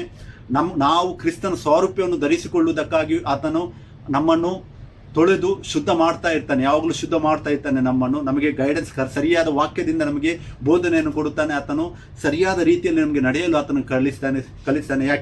ಯಾಕೆಂದರೆ ದೇವ ಜನರನ್ನು ಯೋಗ್ಯವಾದ ಸ್ಥಿತಿಗೆ ನಾವು ನಡೆಸುವುದಕ್ಕಾಗಿ, ಮತ್ತು ಆತನ ಸ್ವಾರೂಪ್ಯವನ್ನು ಧರಿಸಿಕೊಳ್ಳುವುದಕ್ಕಾಗಿ. ಉತ್ಪತ್ತಿ 1:26-27 ಯಾವ ಸ್ವರೂಪ ಬಗ್ಗೆ ಆತನು ಮಾತಾಡುತ್ತಾನೆ, ಆ ಸ್ವರೂಪದಲ್ಲಿ ಆತನು ಇವಾಗ ಇದ್ದಾನೆ. ಮನುಷ್ಯನಿಗೆ ಒಂದು ಟೈಮಲ್ಲಿ ಅದೇ ಸ್ವರೂಪವನ್ನು ಕೊಟ್ಟಿದ್ದನು, ಬಟ್ ಮನುಷ್ಯನು ಆದಾಮನು ಆ ಸ್ವರೂಪವನ್ನು ಕಳೆದುಕೊಂಡನು. ಅದಕ್ಕೋಸ್ಕರವಾಗಿ ಆತನು ಈ ಎಲ್ಲ ಕಾರ್ಯಗಳನ್ನು ಮಾಡಿ ಈ ಲೋಕಕ್ಕೆ ಬಂದು ಆತನ ಬಲಗಡೆಯ ಸ್ಥಾನವನ್ನು ತೆಗೆದುಕೊಂಡು ನಮಗಾಗಿ ಆತನ ಕಾರ್ಯವನ್ನು ನಿರ್ವಹಿಸ್ತಾ ಇದ್ದಾನೆ. ಕೀರ್ತನೆ 110:1 ವಾಕ್ಯವು ಯಾವಾಗ ಫುಲ್ಫಿಲ್ ಆಗುತ್ತದೋ ಆ ಟೈಮಲ್ಲಿ ಆ ಬಲಗಡೆ ಎಂಬ ಸ್ಥಾನವು ಹೋಗುತ್ತದೆ. ಆಮೇಲೆ ಬಲಗಡೆ ಎಂಬ ಸ್ಥಾನವಿರುವುದಿಲ್ಲ, ಎಲ್ಲೋ ಒಂದಾಗುವುದು, ಕ್ರಿಸ್ತನಲ್ಲಿ ಒಂದಾಗುವುದು. ಅದಕ್ಕೋಸ್ಕರವಾಗಿ ಕೊಲೊಸ್ಸೆ 3:11 ವಾಕ್ಯ ಹೇಳುತ್ತದೆ, ಕ್ರಿಸ್ತನು ಸಮಸ್ತರಲ್ಲಿಯೂ ಸಮಸ್ತನಾಗುವನಂತೇಳಿ. ಹಲ್ಲೆಲೂಯಾ. ಕ್ರಿಸ್ತನು ಸಮಸ್ತರಲ್ಲಿಯೂ ಸಮಸ್ತನಾಗುವನು. 1 ಕೊರಿಂಥ 15 ದೇವರು 15-28 ಹೇಳ್ತದೆ, ದೇವರು ಸಮಸ್ತರಲ್ಲಿ ಸಮಸ್ತನಾಗುವನು. ಹಲ್ಲೆಲೂಯಾ. ನೋಡಿ, ಕೊಲೊಸ್ಸೆ 3:11 ಹೇಳ್ತದೆ, ಕ್ರಿಸ್ತನು ಸಮಸ್ತರಲ್ಲಿ ಸಮಸ್ತನಾಗುವನು. 1 ಕೊರಿಂಥ 15-28 ಹೇಳ್ತದೆ, ದೇವರು ಸಮಸ್ತರಲ್ಲಿ ಸಮಸ್ತನಾಗುವನು. ಅಂದರೆ ಆತನು ಎಫೆಸ 1:9-10 ಏನು ನಿಷ್ಕರ್ಷೆ ಮಾಡಿಕೊಂಡಿದ್ದಾನೋ ತನ್ನಲ್ಲಿ ಒಂದು ಕಾರ್ಯವನ್ನು, ಆ ಕಾರ್ಯವನ್ನು ಸಂಪೂರ್ಣ ಮಾಡಿದ ಮೇಲೆ ಆತನೇ ಸಮಸ್ತರಲ್ಲಿ ಸಮಸ್ತನಾಗುವನು. ಹಲ್ಲೆಲೂಯಾ. ಇದು ಅರ್ಥ ಆಗಬೇಕಾದ್ರೆ ತನ್ನ ಆತ್ಮನೇ ಅದನ್ನು ನಮಗೆ ಪ್ರಕಟಿಸಬೇಕು, ಮತ್ತು ನಾವು ವಾಕ್ಯವನ್ನು ಧ್ಯಾನಿಸಬೇಕು. ಆಗ ನಮಗೆ ಈ ಸತ್ಯವು ನಮಗೆ ಅರ್ಥವಾಗುತ್ತದೆ. ಅದಕ್ಕೋಸ್ಕರವಾಗಿ ನಾನು ಪುನಃ ದೇವರ ನಾಮಕ್ಕೆ ನಾನು ಸ್ತೋತ್ರವನ್ನು ಸಲ್ಲಿಸ್ತೇನೆ. ಇದು ಈ 3ನೇ ಭಾಗ ನಾವು ನೋಡಿದೆವು, ದೇವರ ಸಿಂಹಾಸನವು ಎಲ್ಲಿಂದ ಎಲ್ಲಿಯ ತನಕ ಅಂತೇಳಿ. ಸೊ ನಾನು ನೆಕ್ಸ್ಟ್ ನಿಮಗೆ ಇನ್ನೊಂದು ಸಪ್ರೇಟ್ ವಿಡಿಯೋಯಲ್ಲಿ ನಾನು ನಿಮಗೆ ಎಕ್ಸ್ಪ್ಲೇನ್ ಮಾಡ್ತೇನೆ. ದೇವರ ರಾಜ್ಯದ ಸಮಾಪ್ತಿಯ ಬಗ್ಗೆ ಕೂಡ ಅಂತೇಳಿ ನಾವು ವಾಕ್ಯದಲ್ಲಿ ನಾನು ನಿಮಗೆ ಎಕ್ಸ್ಪ್ಲೇನ್ ಮಾಡ್ತೇನೆ. ಅದರಲ್ಲಿ ಕೂಡ ಈ ವಾಕ್ಯಗಳನ್ನು ನಾನು ನಿಮಗೆ ಇನ್ನೂ ಡಿಟೇಲ್ ಆಗಿ ಎಕ್ಸ್ಪ್ಲೇನ್ ಮಾಡಲಿಕ್ಕೆ ಟ್ರೈ ಮಾಡ್ತೇನೆ. ಅದಕ್ಕೋಸ್ಕರವಾಗಿ ಪ್ರಾರ್ಥಿಸಿರಿ, ನನಗೋಸ್ಕರವಾಗಿ ನೀವು ಪ್ರಾರ್ಥಿಸಿರಿ, ನಾವು ಒಬ್ಬರಿಗೋಸ್ಕರ ನಾವು ಪ್ರಾರ್ಥಿಸುವ, ಮತ್ತು ನಾವೆಲ್ಲರೂ ಒಂದಾಗಿ ದೇವರಲ್ಲಿ ನಾವು ಮುಂದಕ್ಕೆ ಹೋಗುವ. ದೇವರು ನಮಗೆ ಇನ್ನೂ ಹೊಸ ಅಗಾಧವಾದ ವಿಷಯಗಳನ್ನು ಪ್ರಕಟಿಸಲೆಂದು ನಾನು ಬೇಡುತ್ತೇನೆ, ಮತ್ತು ಎಲ್ಲ ಗಣಮಾನ ಮಹಿಮೆಗಳನ್ನು ನಾನು ಆತನಿಗೆ ಸಲ್ಲಿಸುತ್ತೇನೆ, ಬೇಡುತ್ತೇನೆ ನಜರೇತಿನ ಯೇಸು ಕ್ರಿಸ್ತನ ನಾಮದಲ್ಲಿ. ಆಮೇನ್, ಹಲ್ಲೆಲೂಯಾ, ಪ್ರೈಸ್ ದ ಲಾರ್ಡ್. ಸಿಗುವ ಪ್ರಿಯರೇ, ಥ್ಯಾಂಕ್ ಯು.